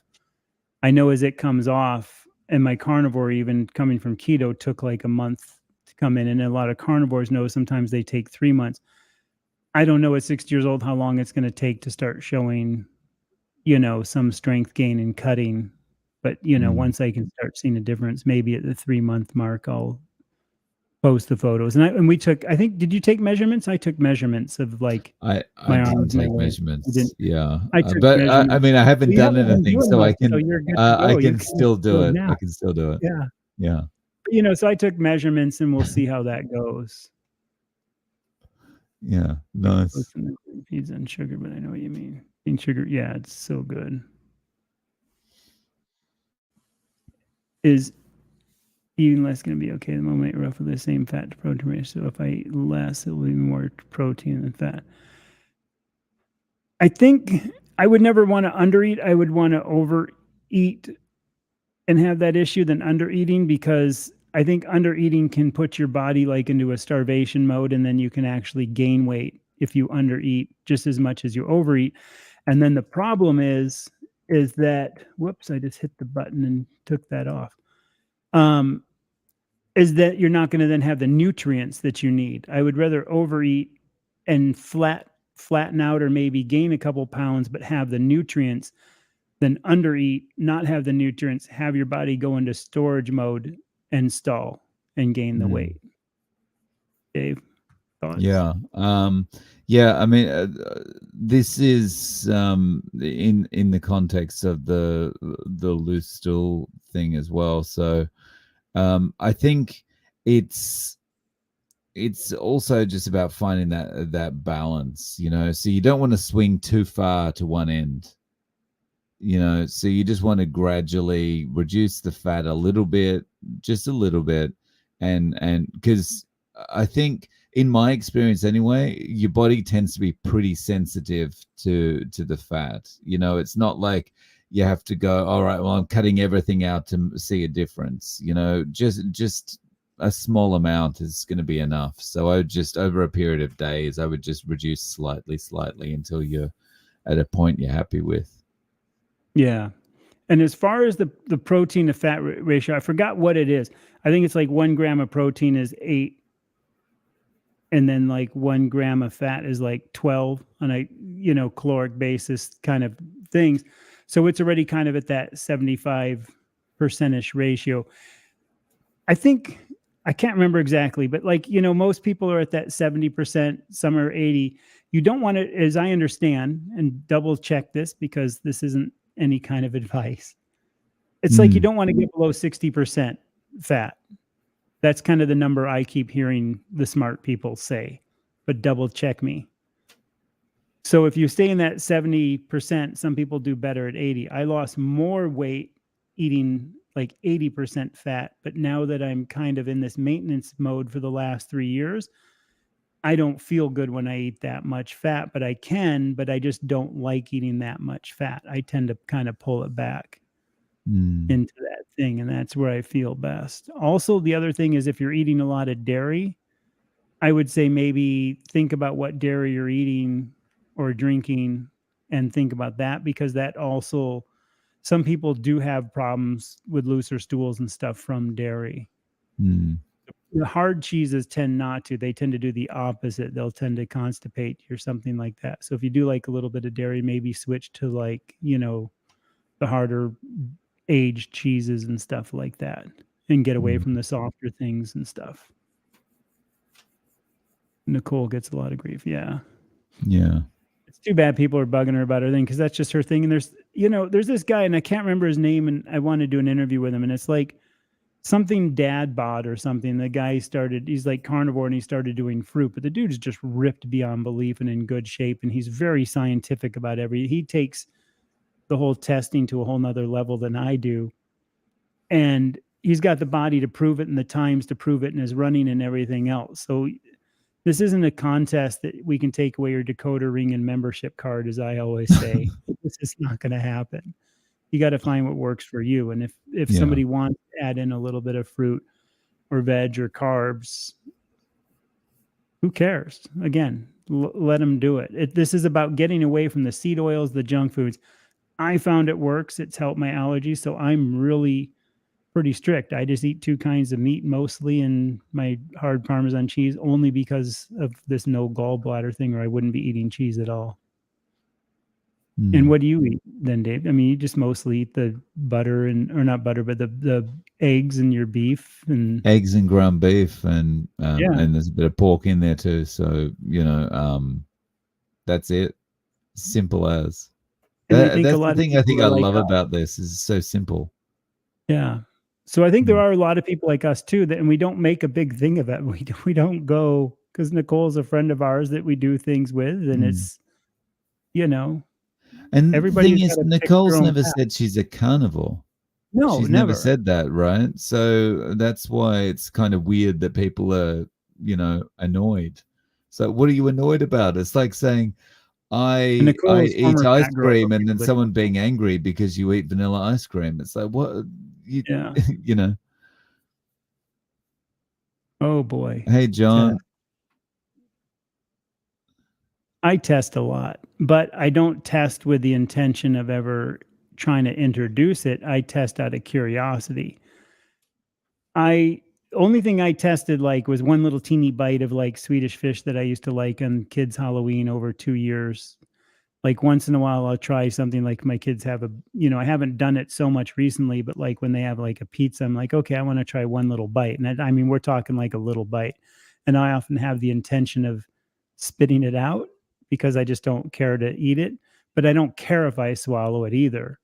So yeah, I've tested things and most things I just find I can't stand the flavor for. Even like we used to get these when I was on keto, the Lily's chocolate chips. I don't know if you have them in Japan or not, but they're like okay chocolate chips that are keto friendly. And in keto days, I ate them, and I know we've had some in the cupboard because the other, kids and wife have them. And I think it was probably like a month ago I decided to try a few, and just not for me anymore. Not at all. It was just like I couldn't get them out of my mouth. So it is weird too how things change. I think I sometimes find the smell changes. yeah. Like that you get that sickly sweet smell of things now. The like breads or donuts or something like that. It's almost a chemical, sweet, sickly smell. See, I always have 2 bites of my kid's birthday cake. The one time this chocolate one from Costco my boy had, and I didn't like the flavor of the chocolate. It was really bad. This last year, my daughter made this dulce leche, and she made it all from scratch, everything from her own self. But the frosting was mostly like a mascarpone and cream with some dulce leche in there. And I can say it wasn't bad. It's not that I liked it and not that I wanted to eat more, but I'm like, oh, this doesn't have a weird synthetic odd taste.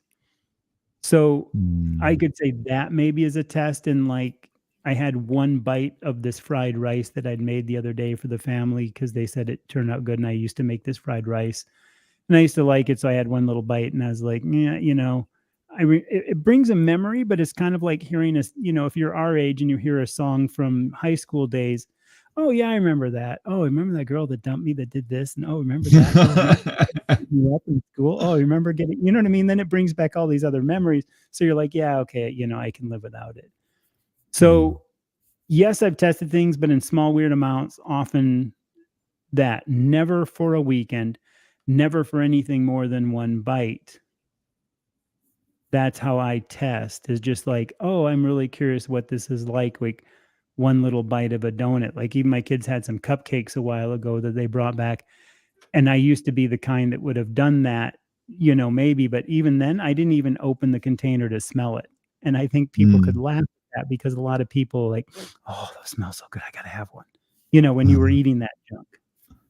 So that's where I'm at these days. So it's easy for me to not even care one tiny bit or pay attention to it. Yeah. I did think it was funny because I used to love pumpkin pie, and Costco has these huge pumpkin pies. And I saw this guy the other day when I was in getting meat freaking out because they didn't have pumpkin pies. And he was like, well, when are they going to be back in? I mean, you guys usually have a whole bunch. How come, and as I was walking by, he was totally like ragging on like a Costco guy. And the guy's like, oh, I'm sorry, sir. That's the bakery thing. I don't know, exactly when they'll have to, but I can walk you back to the bakery. You can talk to them. And I kind of was like eavesdropping, and he was like, oh, well, I wanted this pumpkin pie. And it was like, I don't know why that struck me as funny and kind of stood out the other day, though. Poor guy. Because usually, if you've ever been to Costco, I don't know about there, but here they have, if anybody's been to Costco, there's pumpkin pies and the big, bakery thing this time of year in massive amounts. But about you on testing, Dave? I don't really test anything at all. I mean, the biggest test I've done is not eating eggs for that week I was in Australia, but that's about it.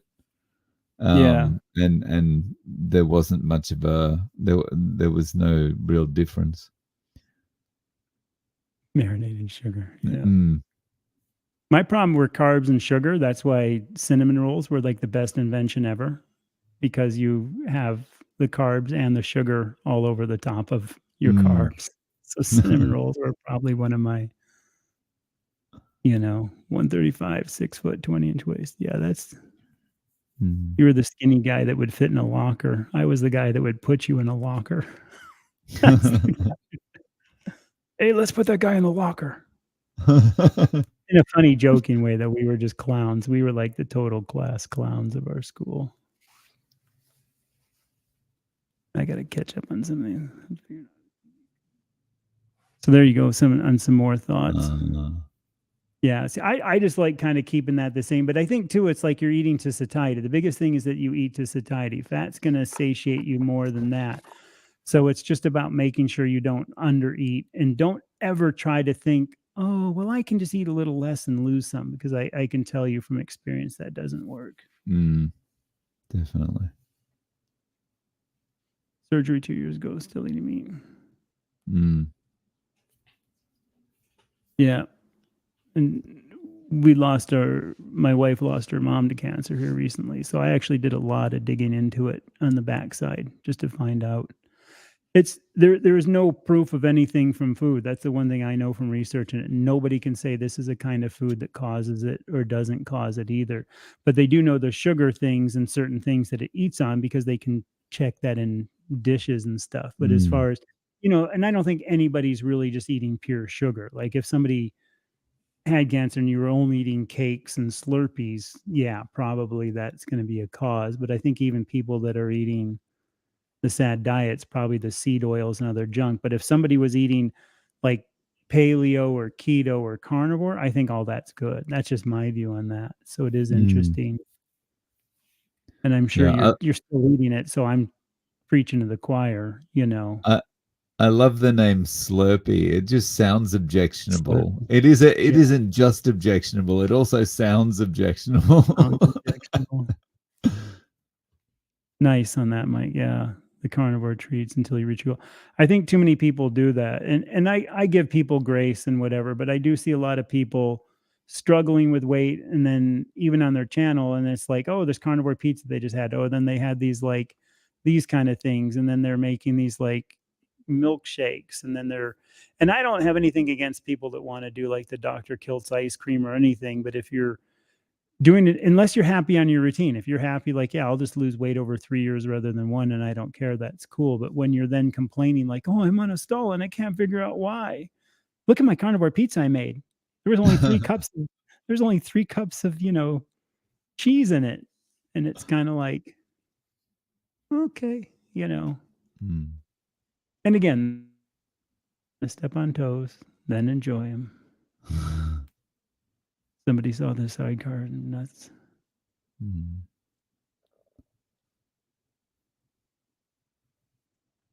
Formula One got boring. MotoGP and SBI care more fun. They're gladiators. All right. See, I've got a few other people out there with me.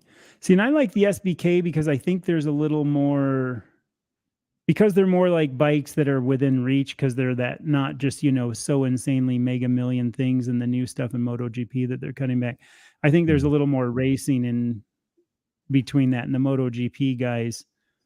It's almost like watching the F1, which I love the F1, but it does kind of get boring because once you get in those slots, they just kind of stay in those things and it's so hard. There's a little more passing and a little more gaps in the SBK. I don't know if he would agree with that, but it sounds like it because the Formula One got boring. So MotoGP and SBK are fun. I'm just curious with all the changes going on.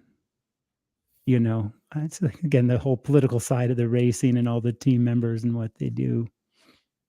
But Bautista and Raz are my two guys that I like watching.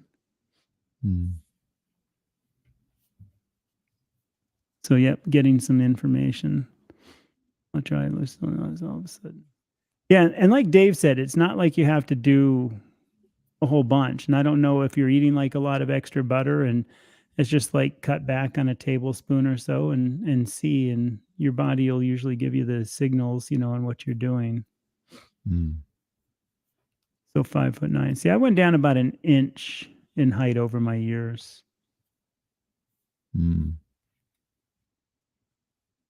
I don't count anything. I just eat my steaks. Yeah. I don't count, but I kind of know because I just kind of know how much I eat every day. And I've been doing it, for so long now. I just kind of know. Can you do that now, Dave? Are you pretty good at just kind of knowing, like when you're eating, that you're going to sense if you're going to be a little bit full or hungry, or you've just got it so, like me, I've got it so dialed in, I just tend to go right to fill. It's kind of like. Yeah, I honestly don't think about anything. I just kind of go, oh, well, I know that for breakfast, I usually, 10 eggs and 10 eggs and a pound of beef, and I'll be good. And yeah, so it's the same thing every day. That's why some people will look at me and like, oh, it's so boring, but it's awesome. I look no forward to it thinking every day. involved. I still look forward to eating. But I think that's the thing. It's like not as much counting that I do anything, and but I think it doesn't hurt when you're starting to kind of know baseline. Because if you kind of know baseline where you're at, and you're like, okay, it's this much chuck, like if I get this big chuck, I know I can't eat it. But if I get a small one, that's not enough. So you start to kind of look at it and go, oh, it's a small chuck today. I might need a couple bites more. Or if I do a big, huge one, I'm like, cool, I'm going to have that one left over. So I'm going to do the big chuck first. And then that small chuck I'm going to have tomorrow because I'll have a little bit of leftover to fill in for that other chuck. So that's kind of how my brain works my day. Because even like today, I have about like 8 bites of some food left over in the fridge that I knew would carry me over, and the chuck I have tomorrow is really teeny. So I know that those, you know what I mean? That little bit of that and that other carryover is going to work me. I know that's kind of weird, but I'm just such on this autopilot that I just know by looking at it, like that's going to work. I could never be the muscular. I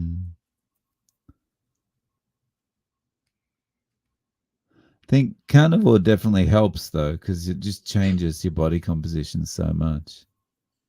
I think the muscular big I never cared about. I just care about being strong. You look at some of these guys that are just, insanely strong at what they do and what they do all day long. Like cowboys and ranchers, I know those guys are tough as nails, when they're out there doing this stuff. And you don't see these cowboy rancher dudes that are like huge, some of them just kind of look like normal people. But I bet if you went out there to try to do what they do, you wouldn't be able to do it. You would again, that goes back to that consistency of what you do. But if you did that all the time, you could get up to that.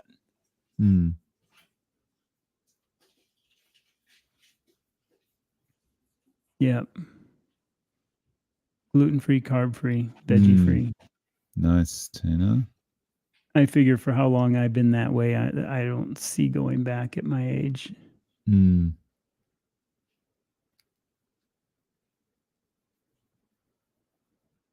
Cutting out seed oil, sugars, carbs process will set you up. Yeah. And that's even back to like the starting out. I think even starting out for people on keto is a fine way to start out because you can kind of wean yourself off it. As I say, you can't cheat on keto because there's already cookies and sauces and all this keto junk that you can eat.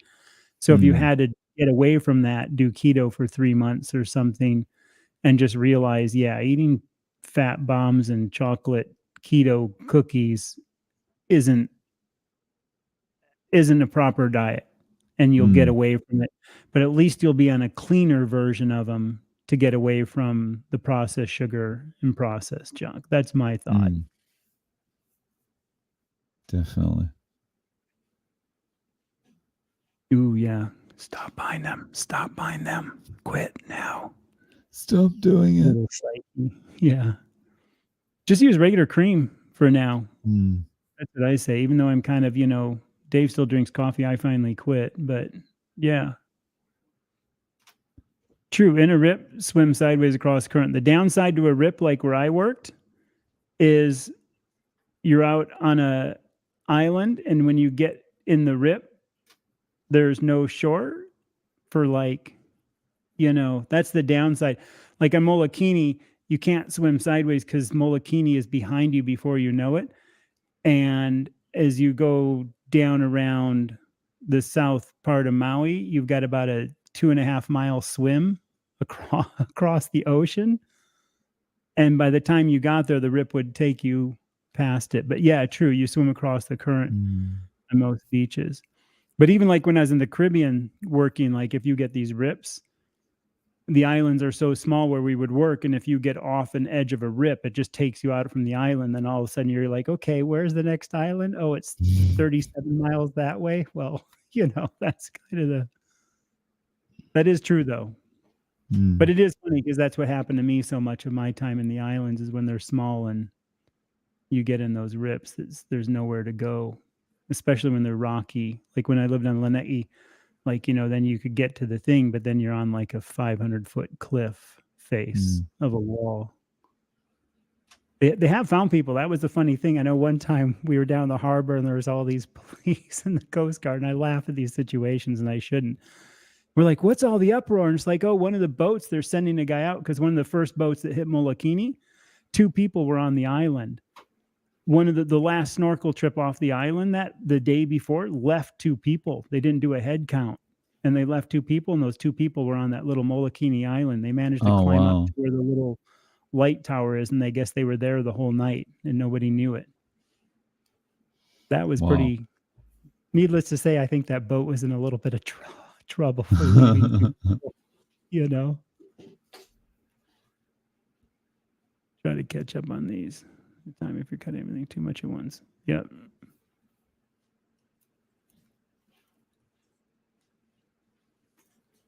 Well, this has been a good run though. We still got some things. I got to go through these questions.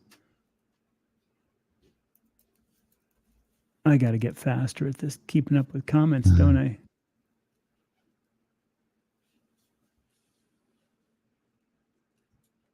Did you see any certain questions in here or anything? Anybody have any questions or particular? Didn't see any more just conversation going on.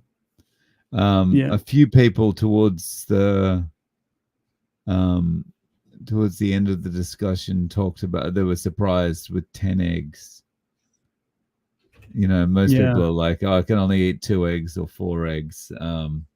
And yeah, I mean, it's really, it's just your taste. I guess I've gotten so used to eating eggs over my life, like 10 eggs feels like a good amount. But the most I've eaten in one sitting is 25. Nice. I used to eat, like when I ate eggs before, because I didn't know I was allergic to them because I was allergic to so much junk, and I was eating about a dozen eggs my first year when I would do the eggs, and I liked it, and I would always have that itchy skin, but I always had itchy skin before the carnivore, and I just didn't know until then I stopped it and it went away that was probably part of the root cause, and the nuts from the keto.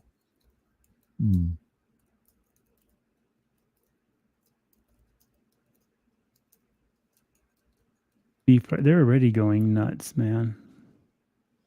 I don't know about you, where you live, but man, beef prices are just stupid. Like flat meat, my boy loves flat meat, and it used to be like a $3.49 thing, and now it's like $11.99 or $10.99. Wow. It's so insane. how much is ground beef for you there per pound? if I go, I got a bunch of 80/20 the other day at a store called Safeway, and Safeway is kind of a big chain store here. I don't know if it's more West Coast or not, but I got it for down to $2.79 a pound when it was on sale on a card membership thing. The card membership's free. If I go to Costco right now, I think it's about $4.49, but it's really good and really good ground beef. If I go to Sam's Club and buy like these big 10-pound tubes, it's been about $3.49 for the ones I get, and then on sale it's 5% off. My boy eats a lot of ground beef.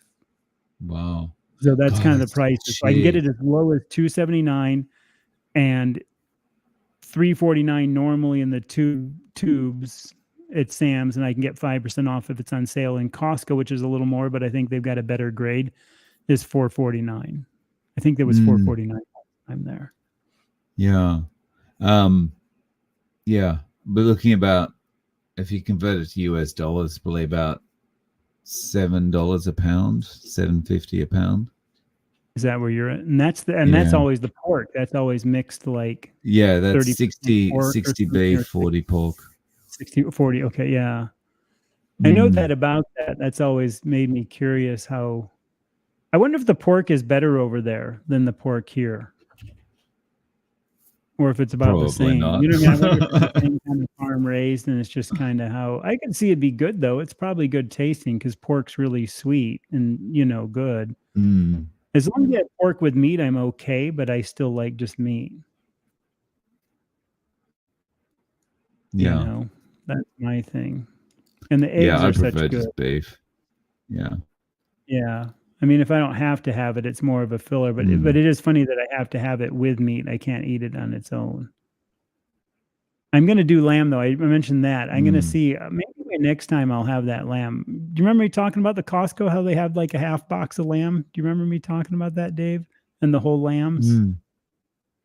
At the one Costco, the business one here. So I think I'm going to go buy a half box of lamb and hope it's not just huge chunks that I've got to cut up with a saw or something, but we'll find out. So I'm going to go buy half a lamb in a box at Costco, which are the business Costcos for people, not the regular Costcos, the business center Costcos. If any of you look up, if you've got a Costco, a business center Costco near you, go. They're really cool. They're different than the regular ones, and they're worth going.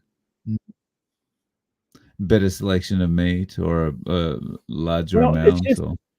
They have, like, all their meat is the big vac packs, like the big whole loins, so it's like these big, huge, 20-pound loins of meat. They don't sell it in the small.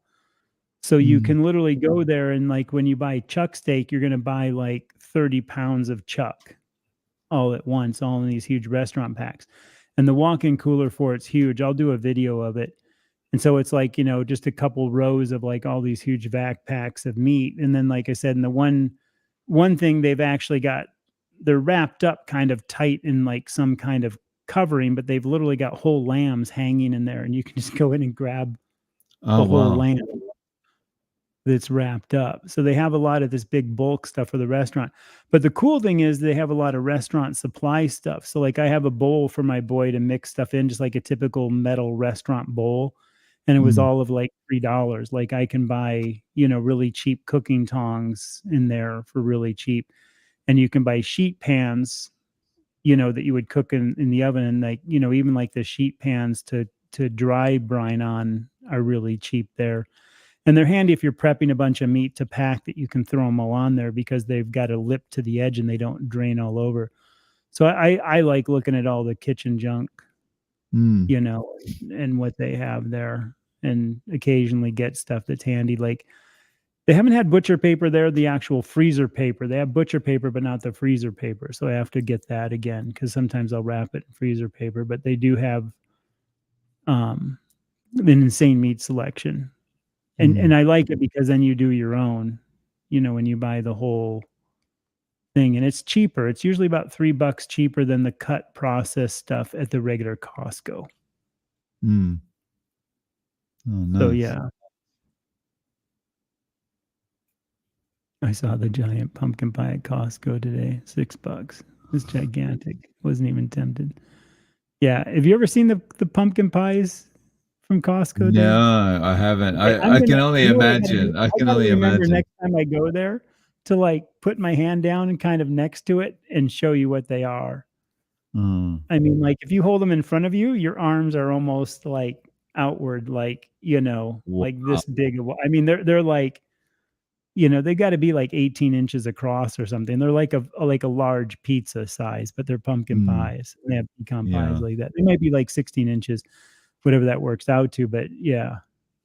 I'll go in there with my tape measure and look at it and have like, my people like, "What are you doing measuring the pie?" "Oh, Nice. I'm doing it for a buddy of mine." But yeah, Nice. it is funny So, because that's a huge thing they have. Chad, I'm gonna have to head Yeah. off in a No, it's moment. been a long, long run. Yep. We'll wrap it up. You'll get over the ice cream and eating chocolate. I bet you will. And I'm not missing anything toward the end, I don't think. No last questions. Yeah. Well, this has been awesome. This has been a long one, but I hope you guys enjoyed Yeah. it. I think you're Um, having a good roll and good time and, you know. so what you're for the next week, you're just gonna be doing more hiking, Chad? Yeah. Yep. Tomorrow I'll be getting Okay. up probably be on the trail by 5:45 AM, about an hour before Mm, sunrise. That way, by the time I get to the one ridge, the sun's coming up. Then I come down the other side of the ridge with the sun and my nice. burpees and push-ups. And I got my boy out there bagging the last of the tree tonight. I cut it up the other morning, you know, because the pickup won't pick it up in big, huge branches. We got to make it fit in bags for the pickup here, which is kind of Mm. stupid. So we've been chopping it up. And if anyone hasn't seen the video you posted recently about that hike, they should definitely go and watch it because that view of the sunrise as you come over Isn't that is spectacular there? beautiful. Yeah. Yeah. It's actually really pretty. The desert has its own prettiness. I still miss the water, but yeah, I have a video of that. And I got to just post more and just start posting them and chat on the way. And Mm, so, yeah, yeah. thanks so much, So everybody. I'll get my Hui ho. push-ups in and I'll get a short up with the Yeah, push-ups. hold you accountable. Yeah. Cheers, All righty. guys. Thank Cheers. you. Take care. Good night, all.